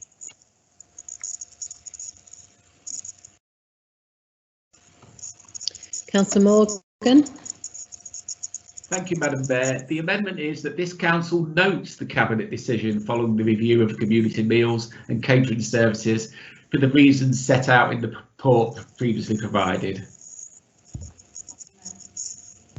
And I would like to obviously speak on my amendment as well. So I'm unsure where we've gone with this. I thought we were to move the motions and then speak on the debate. Councillor Morgan, you only get to speak once when you're moving an amendment. So if you want to speak, this is the time to speak. You won't get another opportunity. Thank you, or a solicitor. Right, I will speak to my motion then, please, if I can, Madam Mayor. Community meals is a non-statutory service and the overall cost is being heavily subsidised by Bolton Council taxpayers. Bolton Council is one of the few remaining councils in the North West and the only council in Greater Manchester providing this service in-house and with a subsidy. It does not represent value for money and usage has been declining with wider choice being available within the private sector. COVID has not changed this position but actually strengthened the argument to outsource as resources have become even more stretched financially because of the pandemic. A consultation exercise was undertaken with a letter and questionnaire being sent to 323 service users and stakeholders. The consultation was... Tony, do you want to come in? Oh, sorry.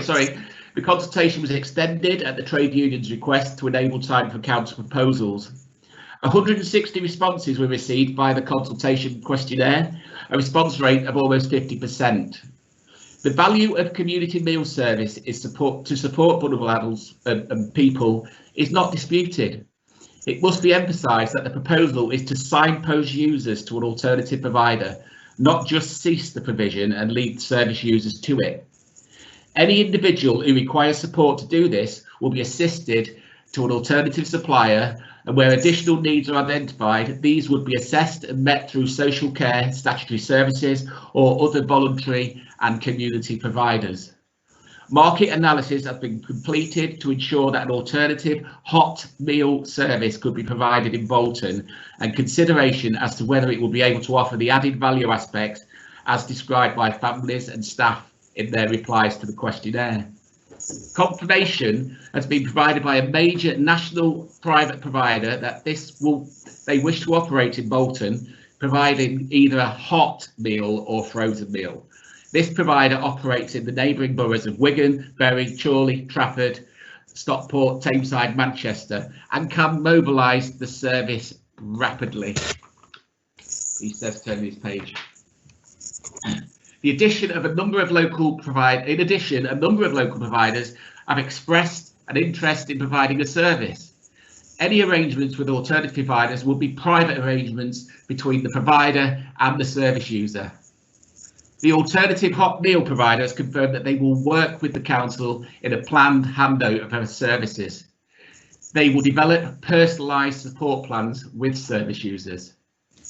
It is acknowledged that the current service does assist individuals on occasions if there is a welfare issue on their visits. The alternative providers have advised that their approach is akin to that of the council service. Staff are DBS checked, references taken, and appropriate training given. They will liaise with family and social workers as agreed in their support plans if they are concerned for the welfare of service users, as well as assisting to raise emergency services if needed. The alternative providers have accreditation in relation to nutrition, hygiene, and can meet any special dietary, ethnic or religious requirements, with much greater choice being provided than the current council provision.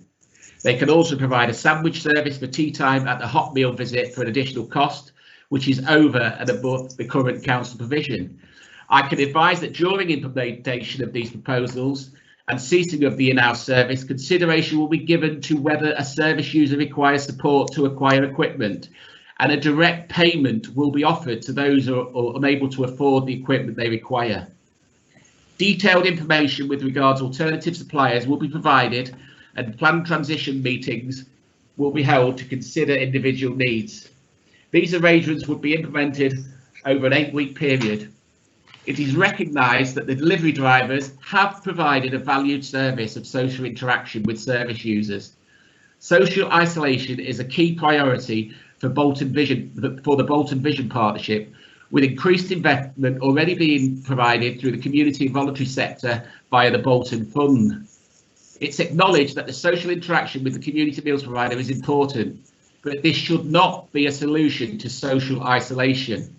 Therefore, in partnership with Age UK and other voluntary sector partners, an offer of connecting individuals to the community assets will be paramount to the individual conversations as part of the implementation process to cease this service. It should be noted that a number of service users have already moved to alternative arrangements. The number of individuals in receipt of community meals has reduced to 258 service users from approximately 310. During the current pandemic, the number of users went up to 266, but has now dropped again. The number of meals has increased by approximately 130 per week during the COVID outbreak. This is thought to be in the main due to the day service and luncheon clubs being closed, and this is likely to reduce in the coming months due to the easing of lockdown. The decline in numbers, however, has further impacted on the financial sustainability of the service, and referrals have also reduced. Staffing implications are broadly similar to that identified in the original report. Impact on some weekend drivers has increased due to Bolton Care's changes in day service. Councillor Morgan, Yeah. I'm sorry to interject, but you have had 5 minutes now. Are you nearly finished? Just coming to a close, Madam Mayor, if I may finish. Okay. Thank you very much. The detailed implementation plans will take regard for the issues raised in the consultation process. This will also include a review of the wider welfare needs of individuals and opportunities to address social isolation for vulnerable people. I would therefore recommend to the Council and Cabinet that the saving option, as originally identified by the Labour Group, is implemented as already suggested by the Cabinet. Thank you, Madam Mayor, and thank you for your tolerance. Thank you, Councillor Morgan. Councillor Greenhalgh.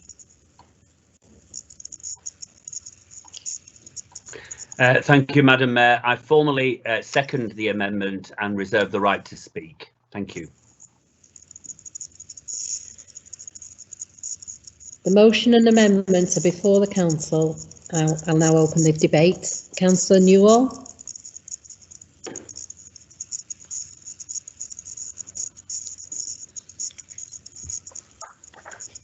Thank you, Madam Mayor.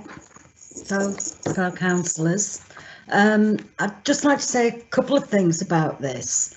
I feel I ought to reiterate what I said last time this was discussed. And in the autumn of 2018, I was portfolio holder for adult social care and health. And during the autumn of that year, talks were ongoing, re-budget options and ways of dealing with budget implications. I don't propose to talk about individual areas of review. It's not fair on those departments and certainly not fair on the officers concerned.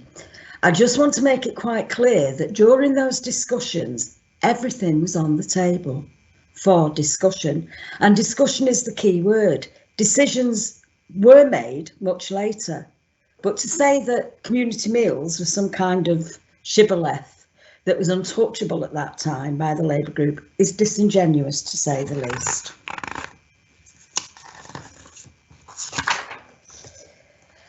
I've got all my notebooks out actually from that time in front of me, and there's several things here. Budget implications, 15th of October 2018, review of contracts with parties to be done with negotiation and agreement with all parties, including the union. So community meals were one of many items discussed. And I don't want to turn this into a political thing because it really shouldn't be. It's about provision of service. But items for review were across the board at that time. And I suppose I'm labouring the point here, but I do want to reiterate my position in that. We were talking about partnership working, targeted provision and transforming the way we work. And not just adult social care, we were talking about public health as well. And at the time, we were talking about total savings of just under £14 million. And just a couple of pertinent facts from the notes that I've got in front of me. We had 2,000 children in need in Bolton, 623 looked after children, and the rising adult demographic for social care increased demand by 13%. So community meals were up for discussion in the late 2018. They were, and I'd like to say that I hope you'll take this into consideration, what I'm saying tonight, and that the Lib Dems will be supporting the amendment. Thank you, Madam Mayor.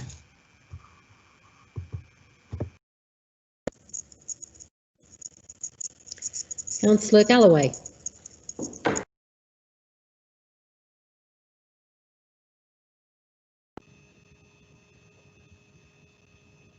Am I on? Thank you, Madam Mayor, councillors. I'm speaking in favour of Councillor Morgan's amendment. It is imperative that the council makes these savings that this reform will bring in to ensure the viability of our financial position as a council and to protect the provision of statutory services. And this importance has only been made greater since the COVID crisis. Back in February 2019, as we've just heard from Councillor Newall, the Labour administration considered this very option before us of reviewing the continuation of the council's in-house, heavily subsidised community meal service in order to make savings in the two-year budget for 2019 19 to 21. As we've heard, at present we subsidise just over 40% of each community meal to a declining group of service users. And with the recent loss of the service agreement with Bolton Cares, the service is even less financially viable. It's a non-statutory service, and Bolton is one of the last remaining councils in the northwest, less than 10% of councils, in fact, which still provide it in-house. By moving the service users to recommended outside providers, as other local authorities in Greater Manchester have done, we would save £300,000 a year. If we don't, we would need to find this saving elsewhere in a post-COVID landscape where costs and demands on statutory services are increasing and our revenues are going down. The priority of any responsible council at this moment in time is to protect essential statutory services and identifying any savings in a non-statutory services which is not providing value for money for the council taxpayer and where perfectly viable alternatives exist.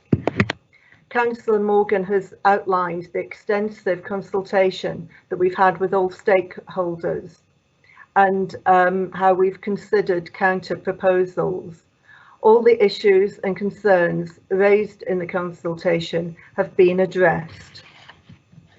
So to conclude, it is simply common sense and indeed our duty as a responsible council to allow this delayed reform to go ahead.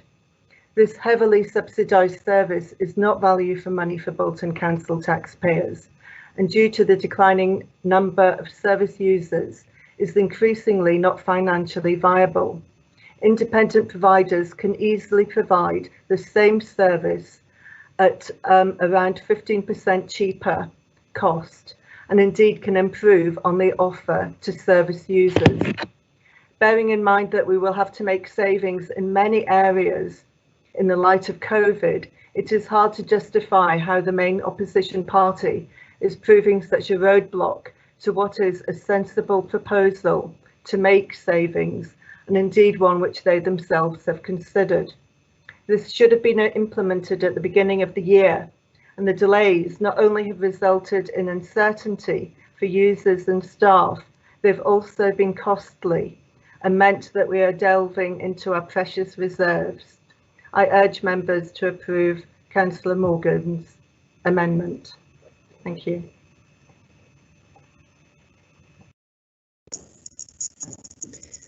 Councillor McKeon.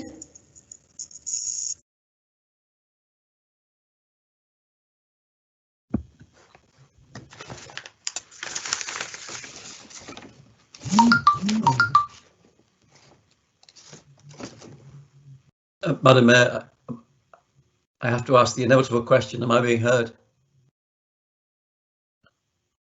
I am, yeah. Yes, you are. Oh, thank you, Madam Mayor. I think it's very instructive to reflect on the reason we're having the discussion this evening. In 2010-12, the Tory Liberal coalition embarked on a very difficult austerity programme which disproportionately affected council budgets. Perhaps it's poetic justice that a Tory Liberal coalition in Bolton is now facing the consequences of that austerity. The cuts introduced by Chancellor Osborne affected primarily the vulnerable. We can all list what happened: the £12 billion of social security cuts, bedroom tax, 2-child limit, cuts to the NHS, and so on. And mirroring that, we have had to see cuts locally to vulnerable people.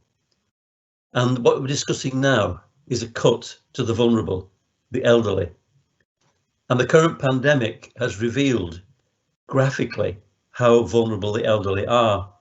So is it really appropriate at this time to cut a service which brings not only nutrition, helping physical health, but also that social contact which brings mental and emotional health. The consultation document was an excellent piece of work, and it's only necessary to read the comments of service users to realise how vital this service is.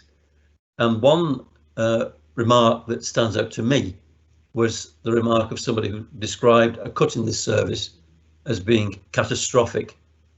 And surely just that comment alone should make us think about what the council intends to do. Now, as to the argument that we are among the few in Greater Manchester that still offers this service, surely that should be a badge of pride. Can't we say, we do this, we're proud of it, and we're going to carry on? We make much of the branding of the Bolton family.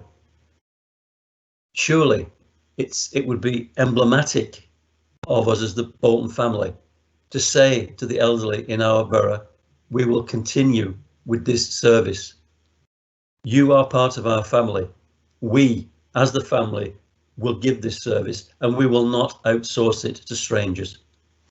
Thank you.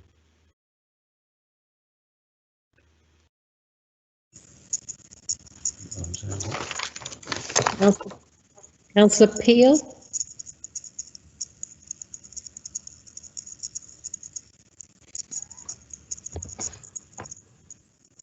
Councillor Peel.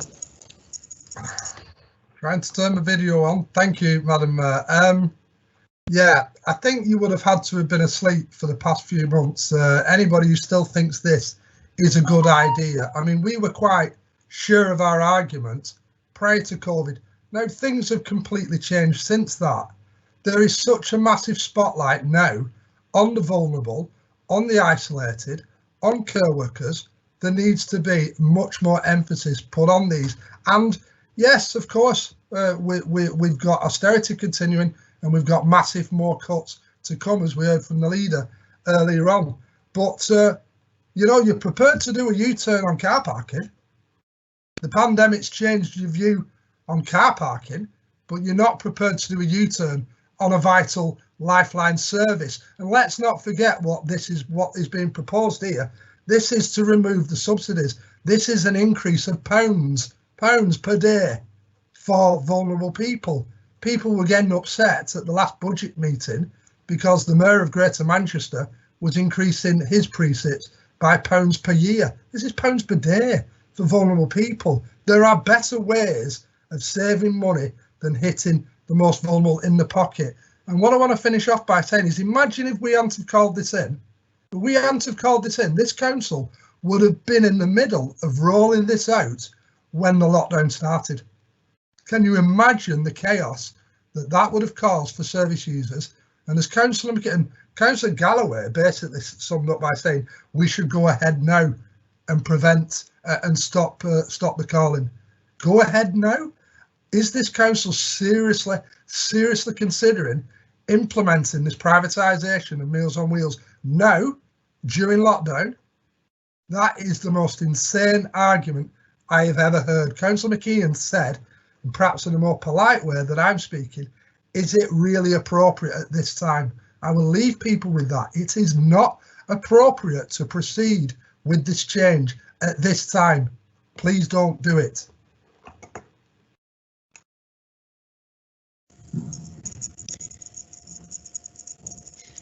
Councillor Waters.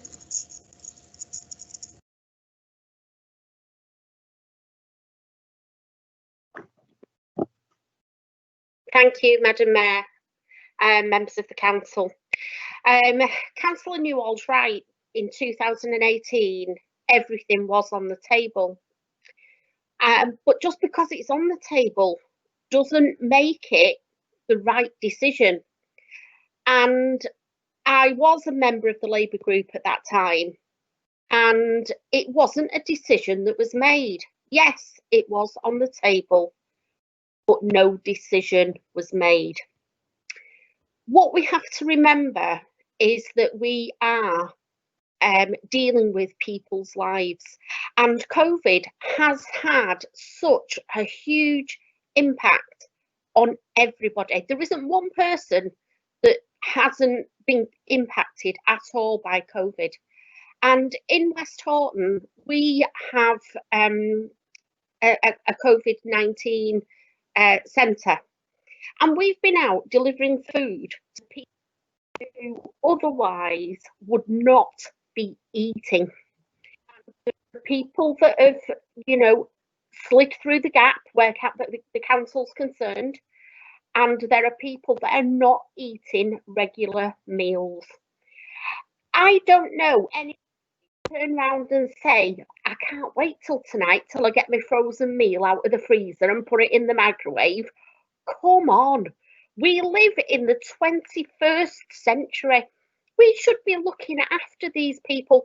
These people have contributed to the running of this country all of their lives, and we should give something back. And we should be proud as a council that we have delivered that service year on year on year, and it would be shameful to not deliver it now and expect people to eat a bit of frozen food. Do you know what? Who looks forward to a bit of frozen food? Because I tell you now, I can't see anybody in the council chamber tonight putting their hand up saying, do you know what? Can't wait till this council meeting's finished. I can go and put my frozen meal in the microwave, because it just isn't going to happen. Thank you, Madam Mayor, members of the council. Councillor Warren. Thank you. Thank you, Madam Mayor. Many members may not actually realise that I was actually a carer for the council many years ago, when care moved from the council to, I'm sorry, Madam Mayor, I apologise for offending you, but that was the case, that I was a carer for the council, and I'm actually really disappointed in terms of the correspondence that has been given out to members that have been receiving meals, and to members of the council regarding care that has been given, and regarding care and meals moving forward.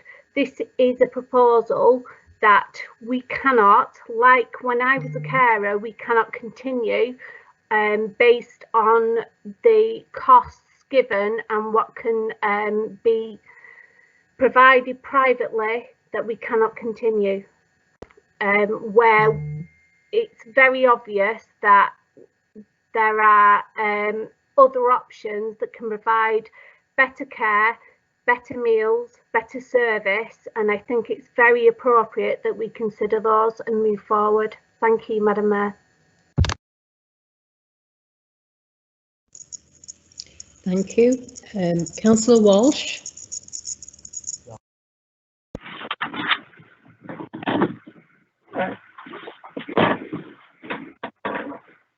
Thank you, Madam Mayor.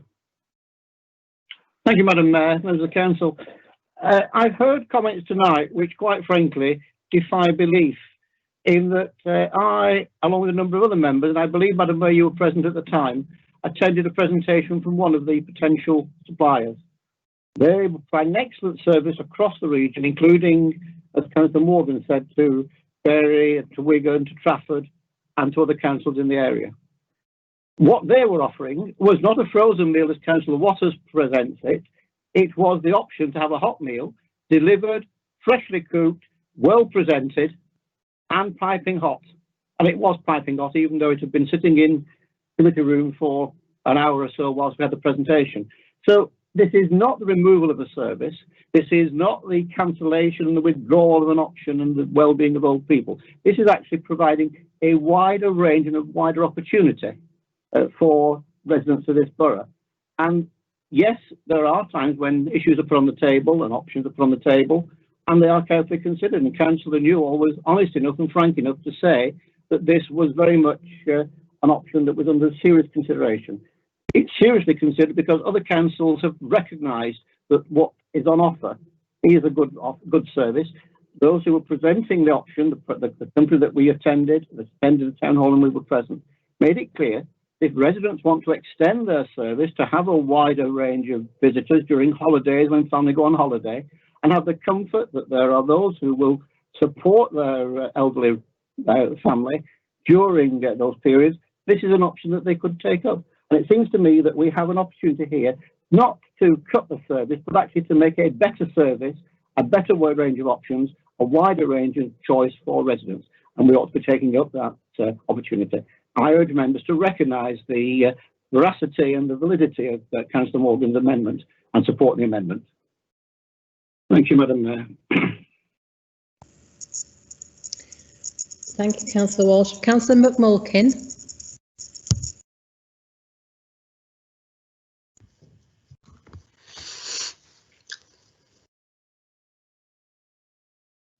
Thank you, Madam Mayor. I've had the privilege, let's say, since the lockdown of assisting Bolton Nice in delivery of food parcels across the borough. I've seen at first hand some of the people that rely on this service, and it is rely. If Labour, when they were in control, did discuss it, if it had have come forward as a proposal, I would have been in the public gallery shouting and demanding that this service was retained. They did not remove this service. Now the ball is firmly with the Tories. This is a service that we cannot remove. The fact that it is not a statutory service and that we still provide these meals should be something we shout from the rooftops and are proud to do. The fact that other councils have moved it is a shame on them. So me and my colleague, we may be only 2 councillors within our groups here tonight, will be supporting the retention of this service. Thank you.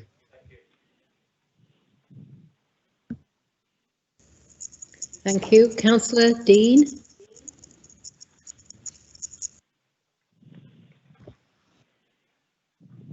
Thank you, Madam Mayor. I'm just going to keep this very brief. I wasn't planning on talking tonight, but some of the things that I've heard are totally political. It's not about removing the service. It's about improving the service. That's what Councillor Morgan's amendment puts forward. One of the things in the whole of this process that's been quite upsetting is that 2 things. One is the information that people have been trying to share with the community out there is one thing, and the other thing is the Councillor Walsh mentioned the session that we went to where we actually got to taste some of the food from one of the suppliers, and was a lack of councillors that actually attended that. It's okay, people coming out now and talking about this, saying it's a removal. It isn't a removal, Madam Mayor. It's an improvement to an existing service, and there's nothing wrong with that. Thank you. Thank you, Councillor Dean. Councillor Greenosh, do you wish to reply?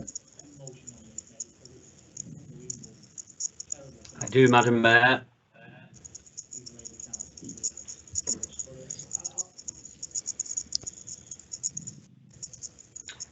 Thank you, Madam Mayor. So I would like to try and just clear up a few anomalies that have been created.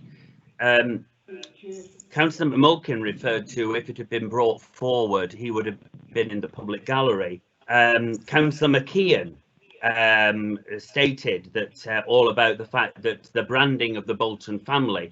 Let's just be clear and let's stick to some facts. This didn't appear on just as a possibility of a saving. This appeared as a line in a motion that was voted on at full council. This was a budget. This was amendment to the Labour administration's budget. This was a line identified savings within the Labour budget. That's why she's put. And it is vital. It is vital now that that is acknowledged.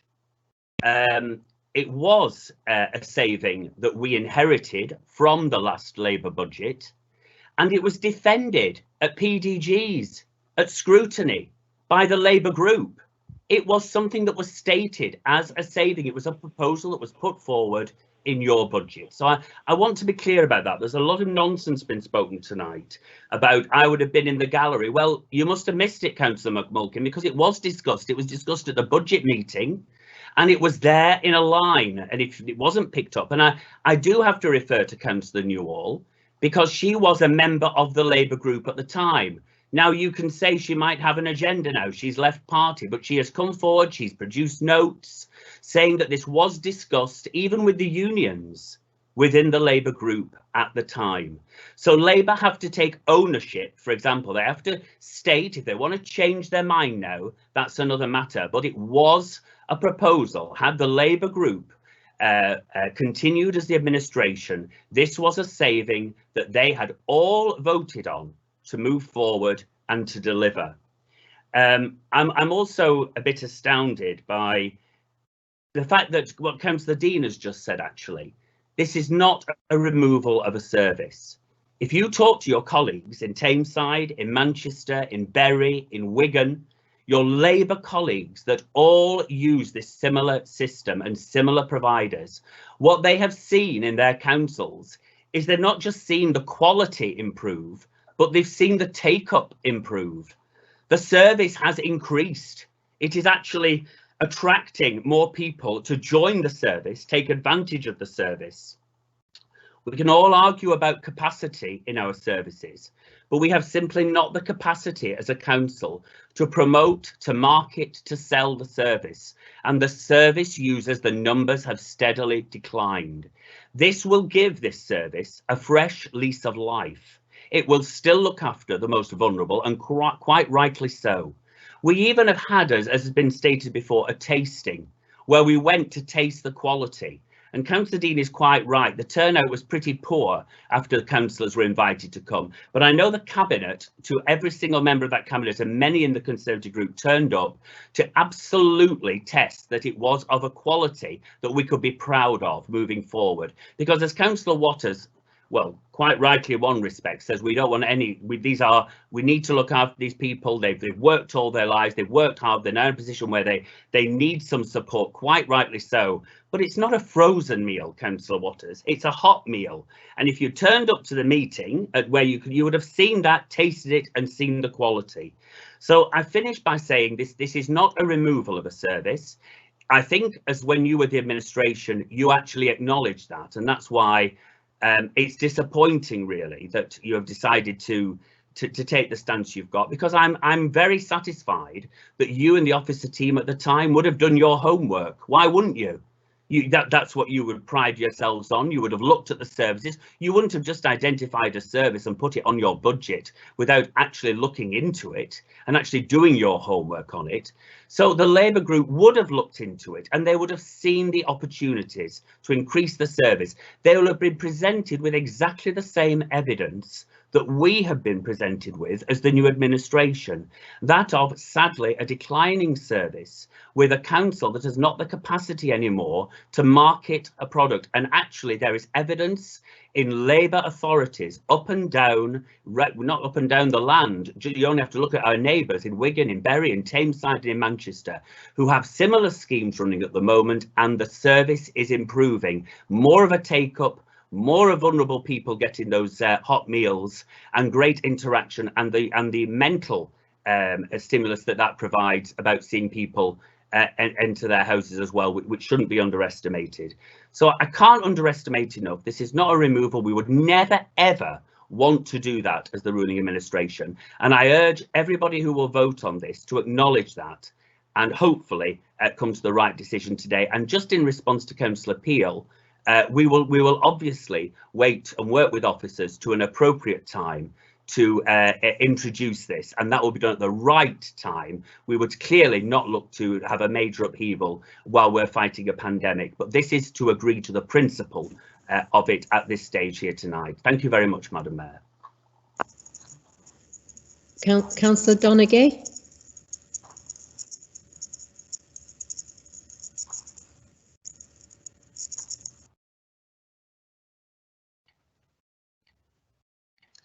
Thank you, Madam Mayor, members of the council.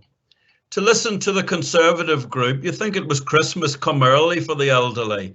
Best thing since sliced bread, this proposal. Let's get down to the nitty-gritty of this. This is the privatisation of the service. The actual cost per individual is £2.36 per meal increase. Over a week, if you only take 5 days, that's a whopping £11.80 that those elderly and vulnerable people have to find. £11.80.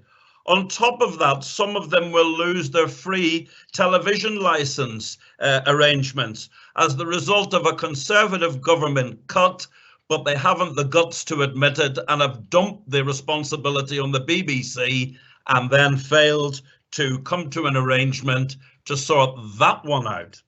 So let's look at who's affected. Elderly and vulnerable people, some with dementia in early stages, some in advanced stages. What do they need? They need continuity in their lives, they need a loving provision, and they need certainty. They need the familiar face. They need the friendly, helpful individual that they've become useful to. So what should we do tonight? Well, we should reverse this decision. We should find the savings elsewhere. We should go out and grow this service with a massive advertising campaign, and it's not beyond the wit of man for our people to do that within our PR teams in the town hall. I do not accept what Councillor Greenhalgh says there. The elderly of this borough have made their contribution, not only to Bolton, but to the country. Councillor Greenhalgh has spoke earlier about working together, about consensus politics. Well, this is an opportunity for us to demonstrate that. Let us not break faith with the elderly and vulnerable of Bolton. Let us reverse this decision tonight. Let us not break faith with the elderly and vulnerable, and let's demonstrate that this council, yes, dare to be a Daniel, dare to stand alone, and be proud that Bolton still provides a first-class service and a commitment to enhancing and growing that service through a massive advertising campaign. Thank you, Madam Mayor.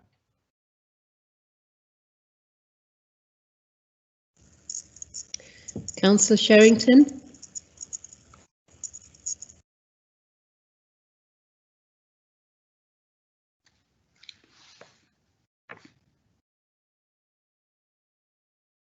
Thank you, Madam Mayor. This service has been running for a very, very long time. And at one time, it actually was run by volunteers. And but we took over that service because we took it in the internal kitchens within the town hall, where we actually did the meals there. We've done all sorts of things to protect this service, mainly because of, not because of funds or anything like that and money, more to do with the fact of the kind of people that we're looking after, which is the vulnerable of our society. And when you start picking away at the vulnerable of the society, you know, because we're trying to save 15%, as Councillor Galloway said, it starts making you wonder, you know, what's it all about? It reminds me of my mother when she used to say, they know the price of everything and the value of nothing. And I do think that that's when you finish up what you finish up with. And the thing is that the people who will not be saving on this will be the vulnerable themselves, because they're going to be charged an extra £2.36 on every meal. And not only that, if they need any help, they're going to be charged even more, because the client will actually have to pick that up. And then you've got the situation where they've got this new equipment they've got to have, which they'll no doubt have to pick up the price of that as well. So the whole thing is not saving 15% at all. It's just moving it. It's moving it to the vulnerable for them to pick up the price. And I just, as far as Debbie Newell's concerned, and she goes on about the fact of, you know, it was the Labour's idea. I'm sorry, these ideas come from the departments. Her department, because she was an executive member, she had the responsibility of that department. And when it came to the budget, that department, they have to actually put ideas forward. So any time she wanted, she could have actually made sure that it didn't go in the pot, but she didn't. So it's about time, Debbie Newell, you took some responsibility. And also, I'd just like to say, if we don't subsidise people when it's to do with food, why have we subsidised the Northern? Because if we can subsidise the Northern, we can subsidise the vulnerable of our town. Thank you.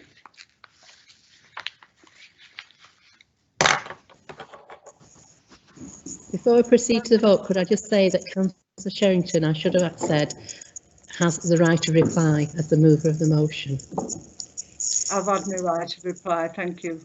Yeah, thank you, Councillor Sherrington. The Chief Executive will now take the name vote on Councillor Morgan's amendment. Thank you, Madam Mayor. Just a polite notice for councillors. This is not live camera, so this is just, we want you to confirm your vote verbally as I call out your names. So this is for Councillor Morgan's amendment, as the Madam Mayor said. So here we go. Councillor Allen. For. Councillor Baines. For. Councillor Connor. For. Councillor Cox. For. Councillor Cunningham. For. Councillor Dean. For. Councillor Fairclough. For. Councillor Fletcher. For. Councillor Galloway.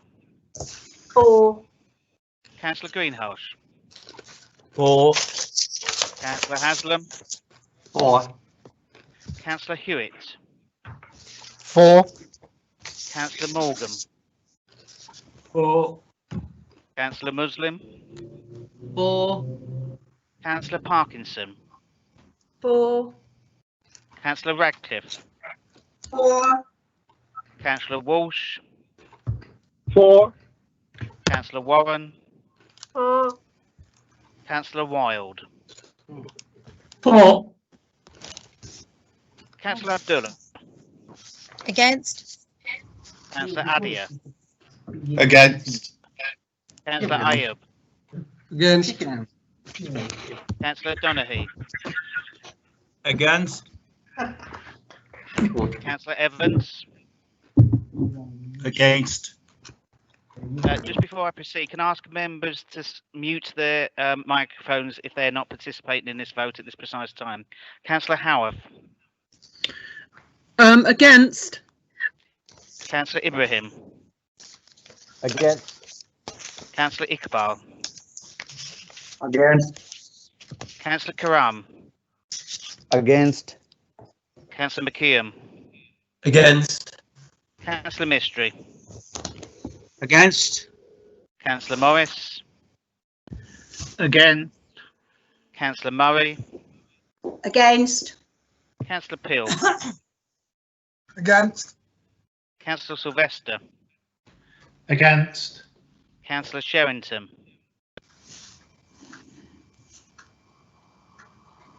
Councillor Against. Sherrington. Sorry. Against. Thank you, Councillor Sherrington. Councillor Zaman. Against. Councillor Bagnall. For. Councillor Hayes. For. Councillor McGeown. For. Councillor Newell. For. Councillor Vivers. For. Councillor Wilkinson. For. Councillor Flitcroft. Against. Councillor Patterson. Against. Councillor Sanders. Against. Councillor Weatherby. Against. Councillor Ishmael. Against. Councillor McMulkin. Against. Councillor Brady. For. Councillor Wright. For. Councillor Heslop. For. Councillor Waters. Against. Councillor Bullock. For. Councillor Cunliffe. Against. Councillor Gibbon. For. Councillor Gibbon. Thank you, Councillor Gibbon. Councillor Hornby. For. 1 second, councillors.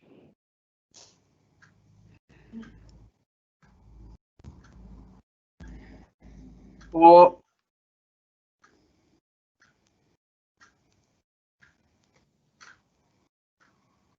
We're just waiting for the counts. 1 second.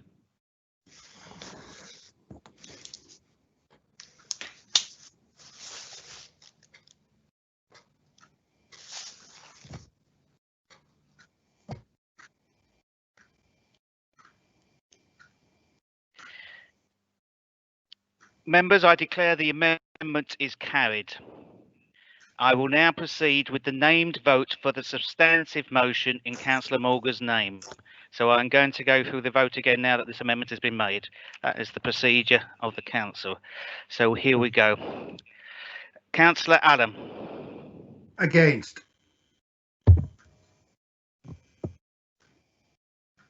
Councillor Baines. Against. Right. Point of order, Madam Mayor. Can we make it clear what the vote is? Yes, just so we're clear, this is Madam Mayor. This is for Councillor Morgan's amendment. This is whether you want to vote for it or against it. Councillor Morgan's amendment. Yeah. I've already. Can I just explain, members? Just So voted on that. when the amendment has been successful, it becomes a substantive motion. Councillor Sherrington's motion will come afterwards if you vote against Councillor Morgan's motion. So the amendment has succeeded. It becomes a substantive motion. So you are voting for, against or abstaining in relation to Councillor Morgan's motion. Chief, will that vote start again then, following that, because I think people were confused. Okay, so I'm going to read again, councillors, what I read out just prior, so we're absolutely clear. I declare, so the amendment has been carried. I will now proceed with the named vote for the substantive motion in Councillor Morgan's name. So we are now voting on the substantive motion as just went through in the amendment for Councillor Morgan. So here we go again. Councillor Allen. For. Councillor Baines. For. Councillor Connor. For. Councillor Cox. For. Councillor Cunningham. For. Councillor Dean. For. Councillor Fairclough. For. Councillor Fletcher. For. Councillor Galloway. For. Councillor Greenhalgh. For. Councillor Haslam. For. Councillor Hewitt. For. Councillor Morgan. For. Councillor Muslim. For. Councillor Parkinson. For. Councillor Radcliffe. For.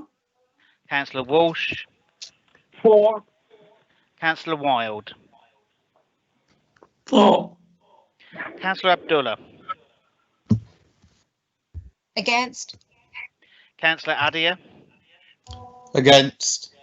Councillor Ayub. Against. Councillor Donaghy. Against.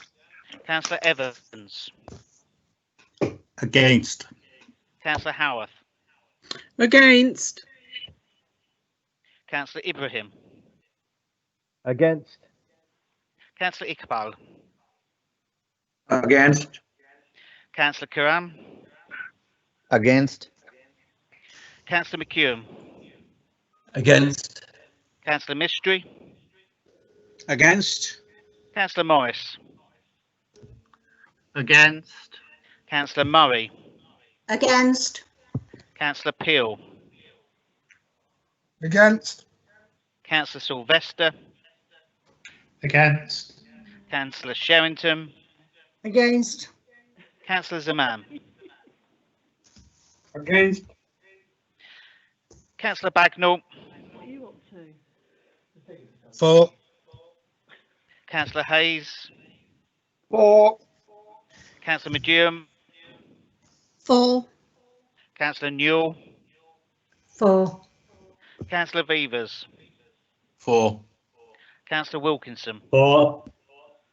Councillor Flitcroft. Against. Councillor Pattison. Against. Councillor Sanders. Against. Councillor Weatherby. Against. Councillor Ishmael. Against. Councillor McMulkin. Against. Councillor Brady. For. Councillor Wright. For. Councillor Heslop. For. Councillor Waters. Again, can I ask members who are not on this vote to mute their phones and various other devices? Councillor Bullock.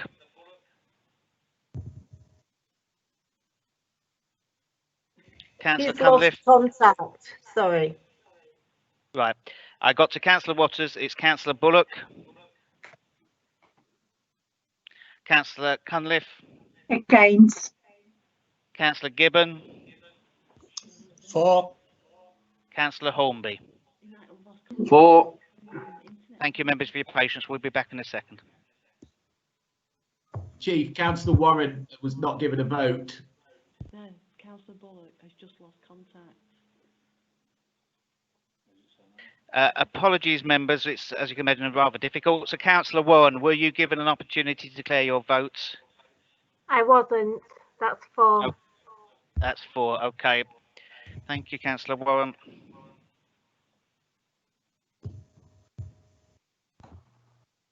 Chief, can I just tell you that I've been told that Councillor Bullock's connection has just dropped. I'm just going to check what the motion where we are. Just let me come back, but it may not be an issue. So just let me come back in a second.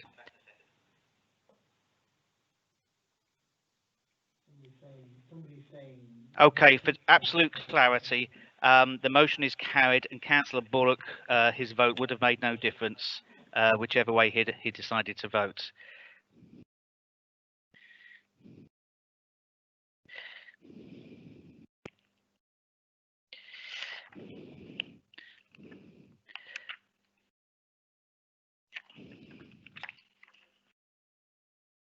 Yeah, thanks.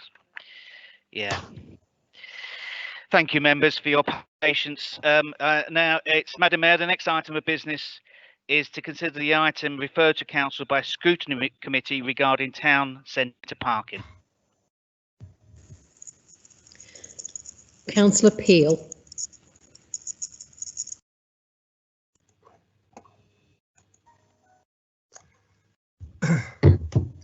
Thank you, Madam Mayor.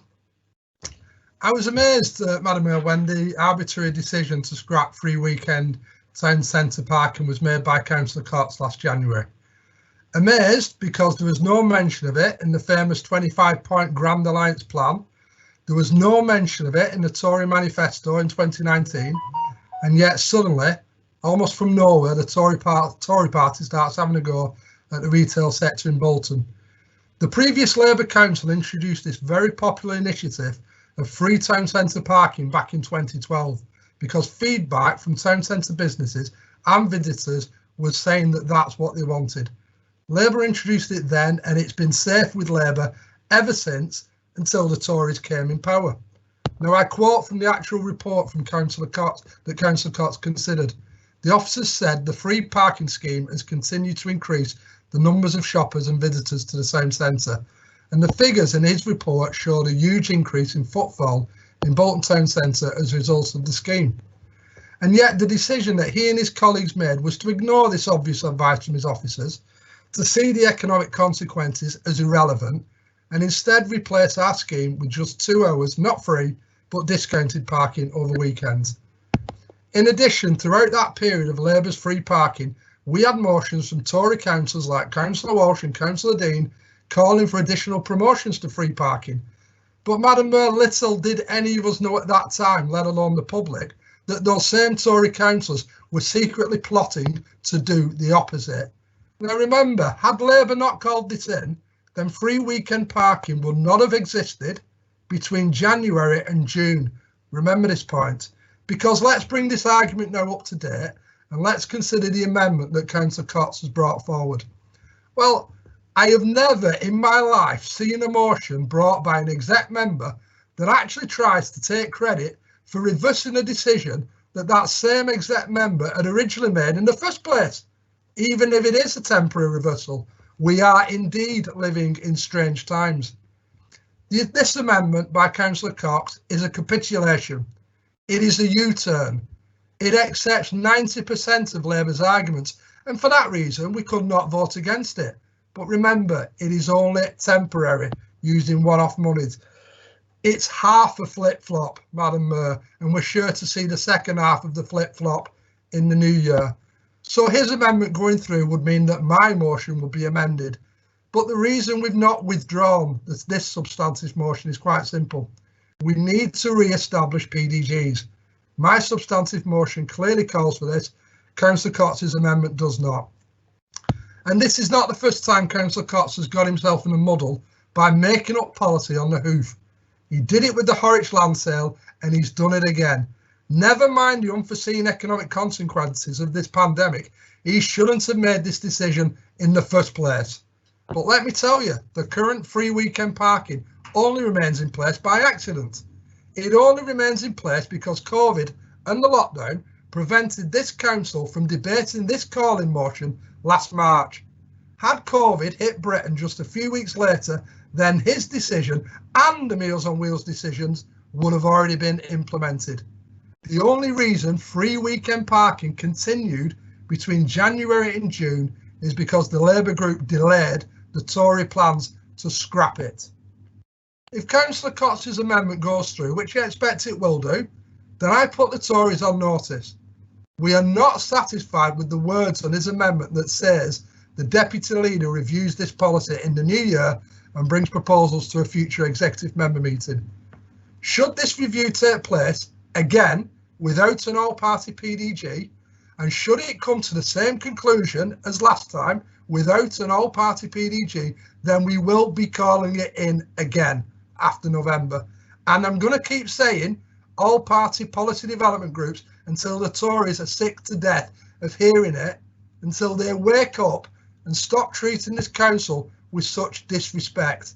They do not have a majority, Madam Mayor, and they should show some respect for the other parties in this council by getting rid of the back of the fag packet attitude and include them, even include your partners in your Grand Alliance.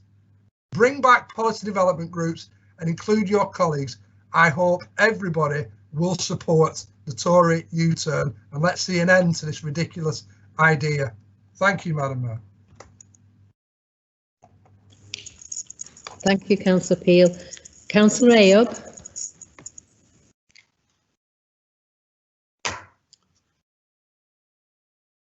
Thank you, Madam Mayor, members of the Council. The leader of the Council and myself were elected as Councillor back in 2006. I'm sure the leader will agree with me that since then we have seen the town centre decline. Our last Labour administration did their utmost best to boost the town centre by investing into it.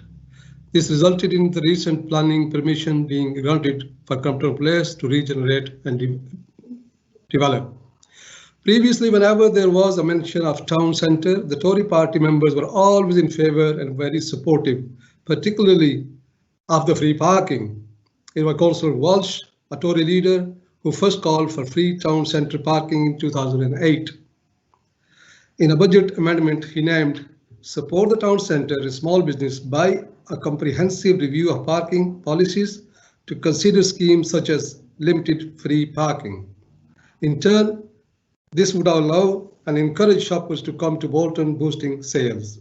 At the time, the Labour administration accepted the amendment and brought in free parking. However, now that they are on the other side of the chamber, the Tory party has taken a complete U-turn and now want to dismiss this idea of free parking they once favoured so eagerly. I wanted to say a lot more, but with the amendment coming in, and we might be supporting the amendment, like Nick Peel said, that it means that they are supporting our motion anyway. Thank you, Madam Mayor.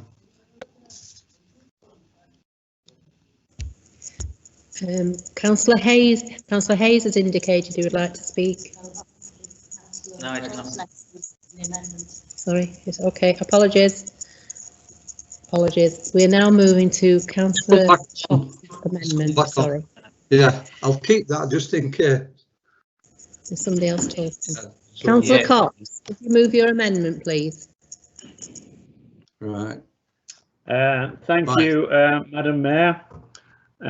Councillor Peel certainly managed to work himself up into quite a state of indignation there. I just wish the Labour group was as keen on PDGs when they were in power as they seem to be now, Madam Mayor. I mean, if you recall, we were lucky if we got decisions to a scrutiny committee in their day. So many of those decisions were taken under emergency powers, if I seem to recall. But Madam Mayor, I accept Councillor Peel has brought his substantive motion in good faith as a genuine attempt to overturn a previous exec member decision that the Labour group disagreed with. That's democracy in action. However, things have moved on considerably since then. COVID-19 has had a profoundly negative effect on economic activity across the globe, and Bolton has been no exception to that. We as an executive are committed to the long-term regeneration of town centres across the borough. In light of the COVID-19 outbreak, we recognise there has been a significant reduction in footfall across town centres. Once the government announced the reopening of shops, the executive took immediate action to help stimulate economic activity. This includes, but is not restricted to, extending the free parking offer to 2 hours for every day of the week up until the festive period when the Christmas parking offer kicks in. And we've been able to do that, Madam Mayor, by using a pot of money that the Labour group put aside to use to offer local companies in the town centre grants. Well, I'd like to say to the council that scheme has been in operation for 18 months and not a single grant was offered. Not one grant went out of the council. It was another Labour idea that went absolutely nowhere. So we are using that money to help stimulate the local town centres. Clearly, events are moving at pace, and the future is increasingly difficult to predict. We're probably sick of hearing the phrase in uncharted waters, but that's where we are. Early in the new year, I will bring forward new proposals relating to free car parking, depending on the situation at the time. Those proposals will go through the normal decision-making processes. We won't do this under emergency powers, Councillor Peel, as you were so keen to do when you were in charge, and we will offer opposition councillors the opportunity to challenge or call in those proposals or ask for a PDG. We believe that any PDG held in the next few weeks will have difficulty bringing forward meaningful proposals in such a fast-moving environment. We believe as an executive we have acted swiftly in trying to help the town centres get back on their feet, and we will bring forward proposals in the new year to deal with the issue of free parking once the situation has clarified. We therefore ask members to support this amendment. Thank you, Madam Mayor.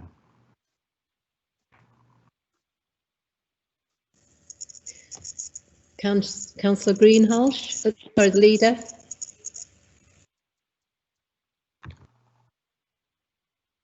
Thank you, Madam Mayor. I second the amendment and reserve the right to speak. Thank you. The motion and amendments are before council and open to debate. I've had two who have indicated up to now, Councillor Hayes and Councillor Wilkinson. So Councillor Hayes first, please.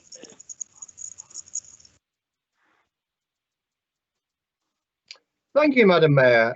We intended to support Councillor Peel's motion as we think the original decision was poorly thought through. However, the world is now a different place and we think the amendment recognises that. So I will be advising my group to vote for the amendment. However, I would say I totally agree with Councillor Peel when he said this is exactly where we should have a PDG. I think that we need to talk this through and come to some sensible conclusions. And one of the things I'd like looked at seriously is to have some form of number plate recognition cameras so that people who do exceed the 2 hours can be fined. That's if it can be done at the Sainsbury's car park in Bolton, I'm sure that NCP can do it. So with a heavy heart, we will vote for the amendment because we think that it was a very badly thought through decision originally. And I think Councillor Cox, quite bluntly, is cutting sawdust in his arguments. Thank you, Madam Mayor. Councillor Wilkinson. Thank you, Madam Mayor. I have to agree with my colleague, Councillor Hayes. We will support the amendment because of the result it achieves, but I have great sympathy for the motion being put forward by Councillor Peel. And I have said at various meetings, whether it be executive member meeting, scrutiny and at council, there is a tendency, which is regrettable, and I'm being, I think, very polite in the circumstances of full council, of making decisions on the hoof, ignoring other members of council and trying to force policies through which should be discussed. The car parking strategy has been around for some time now. Yes, things have changed. Town centres are under immense pressure, and the pressure is also on car parking budgets. The internet has changed things, COVID has added to those pressures. But I have to say, I regret to hear the comment from Councillor Cox, which says, I'm going to bring it to my meeting and basically challenge people to move it forward through the system. I'll give notice.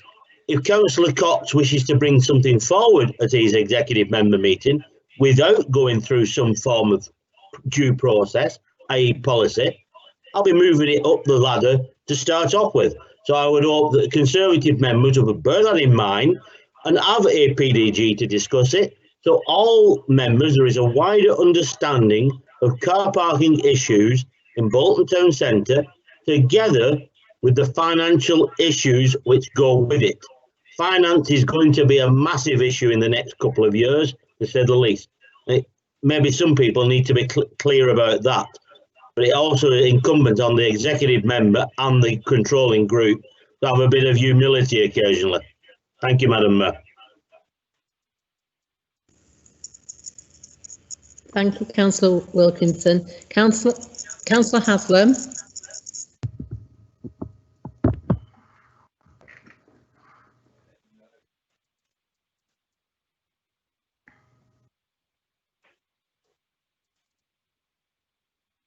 Thank you, Madam Mayor, and I'm only going to speak very briefly on this in favour of the amendment.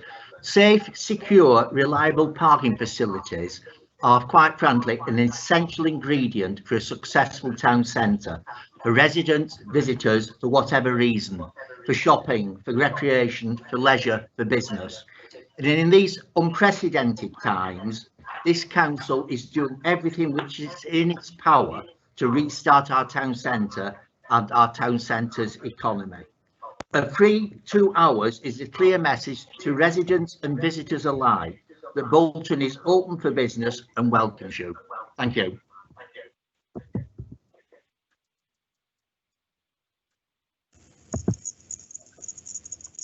Thank you, Councillor Haslam. Councillor Sherrington.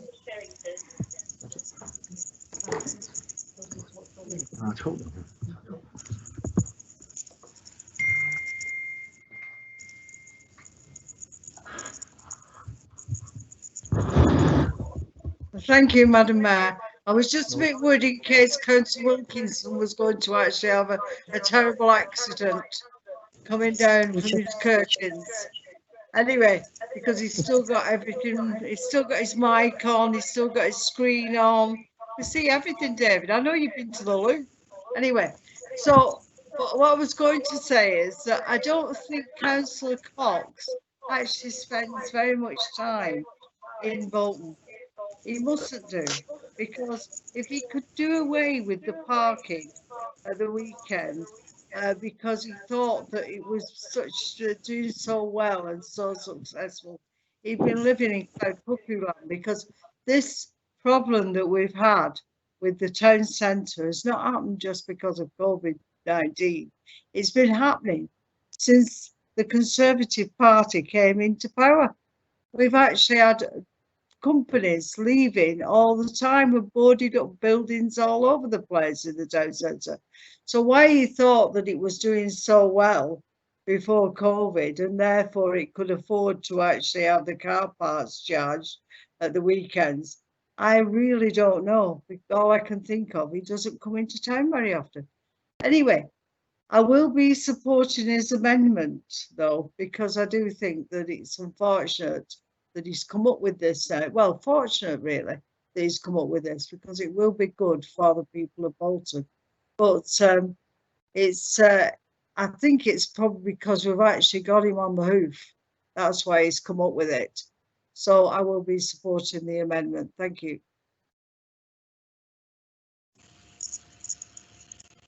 Councillor Hornby.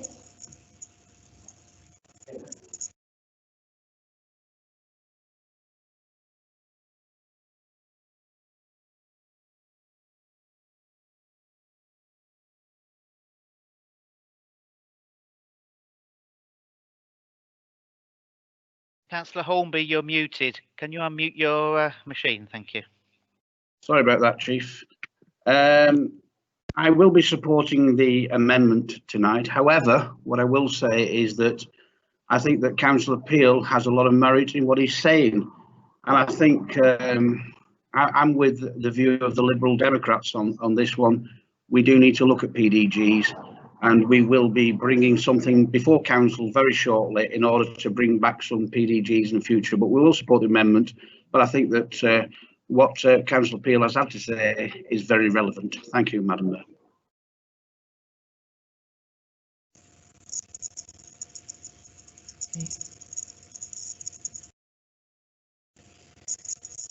Councillor Peel, do you want to use your right to reply? Oh, I'm sorry. Apologies. Yeah, I've left the leader out. Councillor Peel, I'm sorry, I've left the leader out. Councillor Greenhalgh, I forgot you wanted a right to reply. Yes, thank you very much, Madam Mayor. Well, where do I begin? I've had a trip down memory lane from Councillor Ayub when we both got on the council together in 2006. That was a nice memory, but thank you, Councillor Ayub, for reminding us that ever since you've been on the council, the town centre has been declining, because, you know, I realise government took over in Conservative government in 2010, but that was a Labour government in 2006. But more importantly, it was a Labour administration that has watched over many years, and we all can understand the trials and tribulations of town centres and the changes in habit and the introduction of online. But we have a Labour administration that cannot be proud of the decline of Bolton under their tenureship, and in particular Bolton Town Centre. And if I can just refer to about the free parking issue, such is the decline, or is the decline of the town centre, is that not only people were, yes, there was increased footfall in the town centre, but sadly what we're finding was that people were coming into the town centre, parking for the whole day and getting the train into Manchester.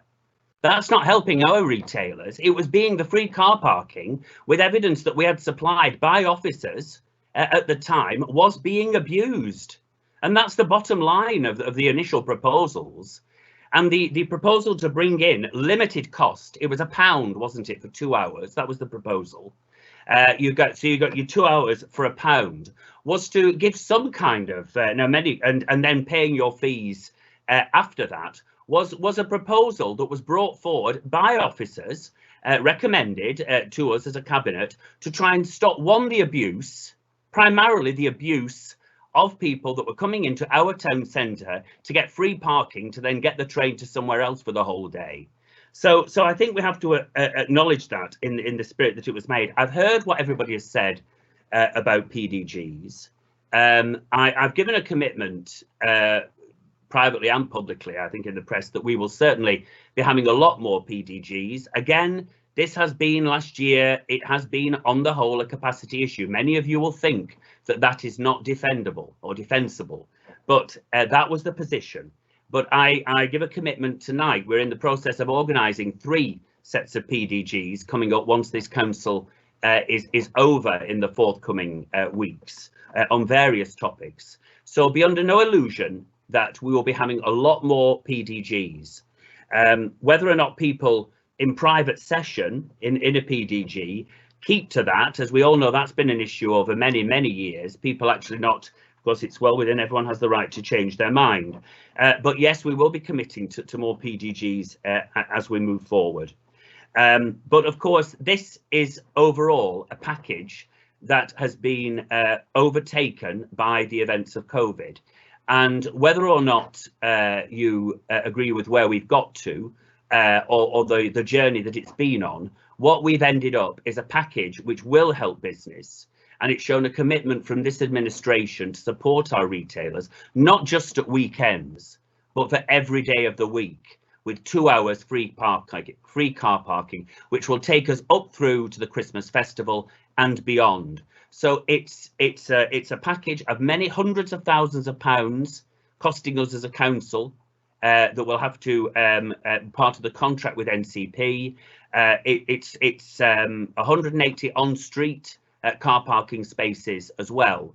So it's a massive investment in business. I know the other parties will perhaps want us to concentrate on history, but we are where we are now, and we now have a package which is being put forward, which is hugely supportive of our retail sector. And what's more, over the coming weeks, we'll be coming up with more proposals that will support businesses, and not just in our town centre, but in our towns across the borough as well, looking at all kinds of schemes to support independent retailers, as well as the businesses within Bolton town centre. So this is a hugely positive package that has overtaken events, and one which I know many are begrudgingly supporting this because they wanted their moment to criticise. There was evidence-based decision making regarding the original decision that has now been overtaken by COVID and the need for us to support not just at weekends but all week round our businesses in the town. Thank you, Madam Mayor.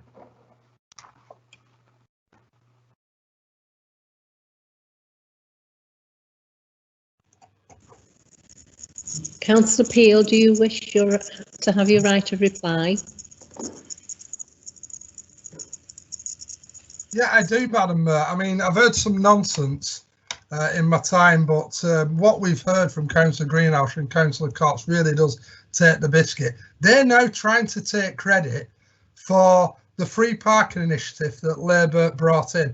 They're trying to rewrite history as though they never tried to get rid of it. Up until COVID, the policy of David Greenhouse, the leader of this council, was to scrap free weekend parking. That was his policy.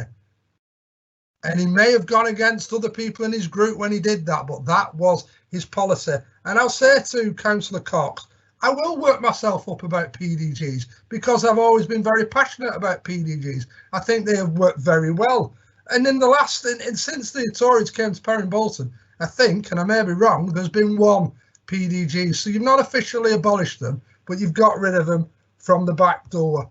I've got to, I won't, I'll quit while I'm ahead by not having to go at Councillor Hayes and Hornby too much. But I do need to remind them that they voted against my amendment at the last 2 council AGMs that enshrine PDGs. They voted against that. And let me just say on PDGs, the practice that was established by the previous Labour Council many years ago was clear. All new and emerging policy would first be subject to an all-party PDG. This concept was supported by all parties, including the Tories, but more importantly, it worked.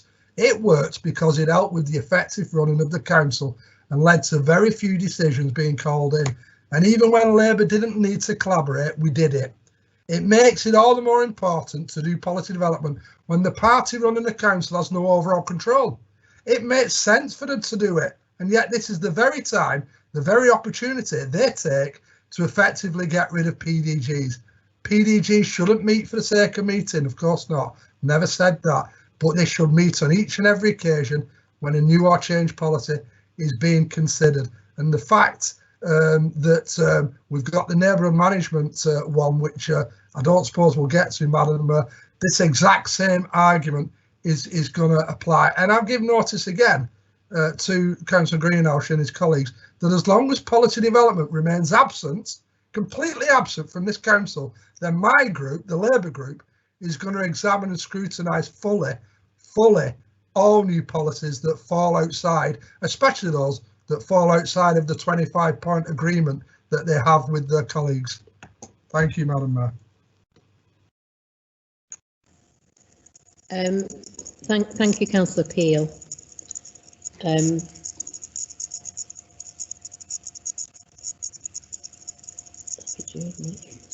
Yeah, Chief Executive.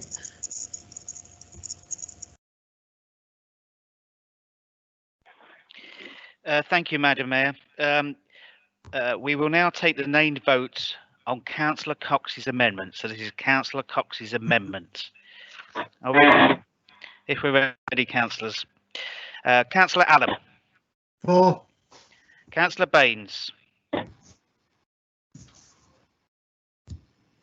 Councillor Baines.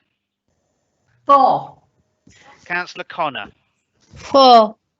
Councillor Cox. 4. Councillor Cunningham. 4. Councillor Dean. 4. Councillor Fairclough. 4. Councillor Fletcher. 4. Councillor Galloway. 4. Councillor Greenhouse. 4. Councillor Haslam. 4. Councillor Hewitt. 4. Councillor Morgan. 4. Councillor Muslim. 4. Councillor Parkinson. 4. Councillor Radcliffe. 4. Councillor Walsh. 4. Councillor Warren. 4. Councillor Wild. 4. Councillor Abdullah. 4. Councillor Adia. 4. Councillor Ayub. 4. Councillor Donaghy. 4. Councillor Evans. 4. Councillor Howarth. 4. Councillor Ibrahim. 4. Councillor Iqbal. 4. Councillor Karam. 4. Councillor McKeon. 4. Councillor Mistry. 4. Councillor Murray. 4. Councillor Peel. 4. Councillor Sylvester. 4. Councillor Sherrington. 4. Councillor Zaman. 4. Councillor Bagnall. 4. Councillor Hayes. 4. Councillor McEwen. 4. Councillor Newell.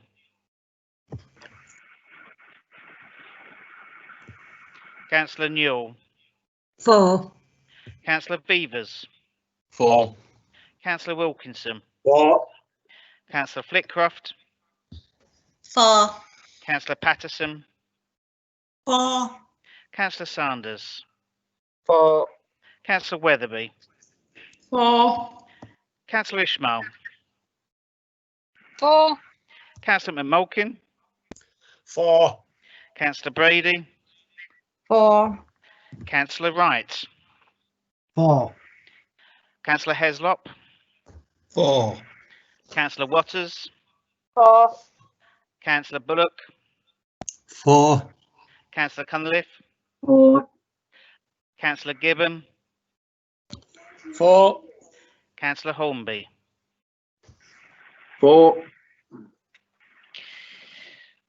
Councillors, that amendment is carried, and similar to as we did last time, the amendment is carried. So we will now proceed with the named vote for the substantive motion in Councillor Cox's name. So this is a vote, but it's for the motion now, not the amendment. So here we go again. When you're ready, councillors.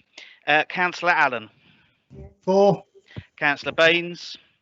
For. Councillor Connor. For. Councillor Cox. For.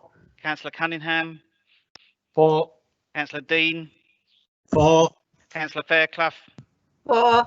Councillor Fletcher. For. Councillor Galloway. For. Councillor Greenhouse. For. Councillor Haslam. For. Councillor Hewitt. For. Councillor Morgan. For. Councillor Muslim. For. Councillor Parkinson. For. Councillor Radcliffe. For. Councillor Walsh. For. Councillor Warren. For. Councillor Wilde. For. Councillor Abdullah. For. Councillor Adia.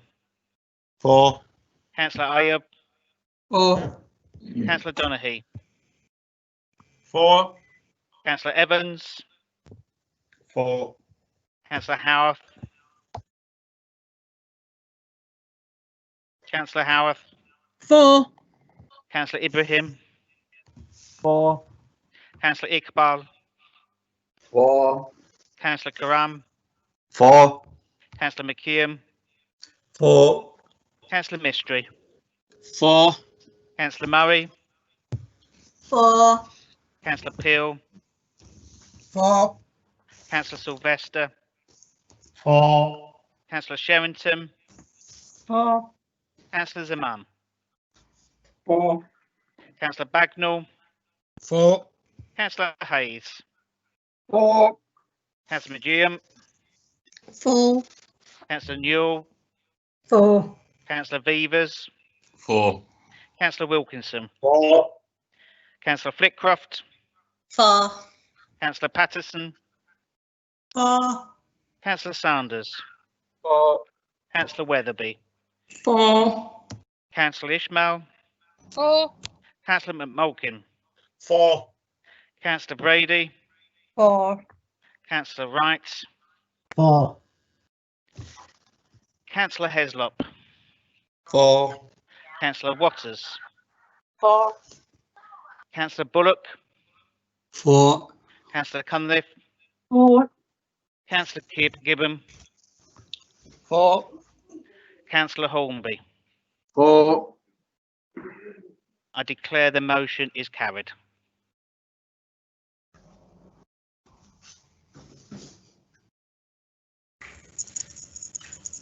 It's now 10:25 and our Borough Solicitor is going to give you some information before we continue. So, thank you, Madam Mayor.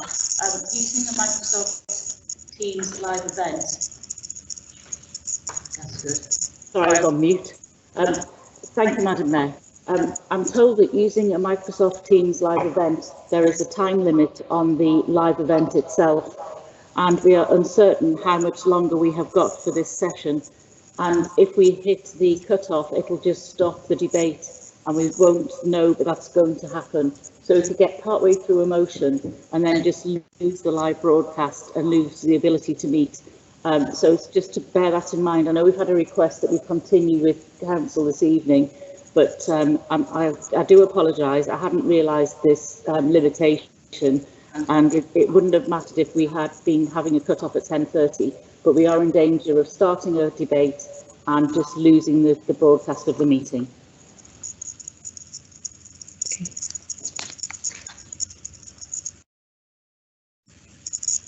So we are not going to get through tonight's business. We will not even get through this next motion, I'm afraid. So I think the rest of the council business will have to move to the next council meeting. Madam Mayor, that concludes the business of the council. Thank you for your attendance, everybody. Good night.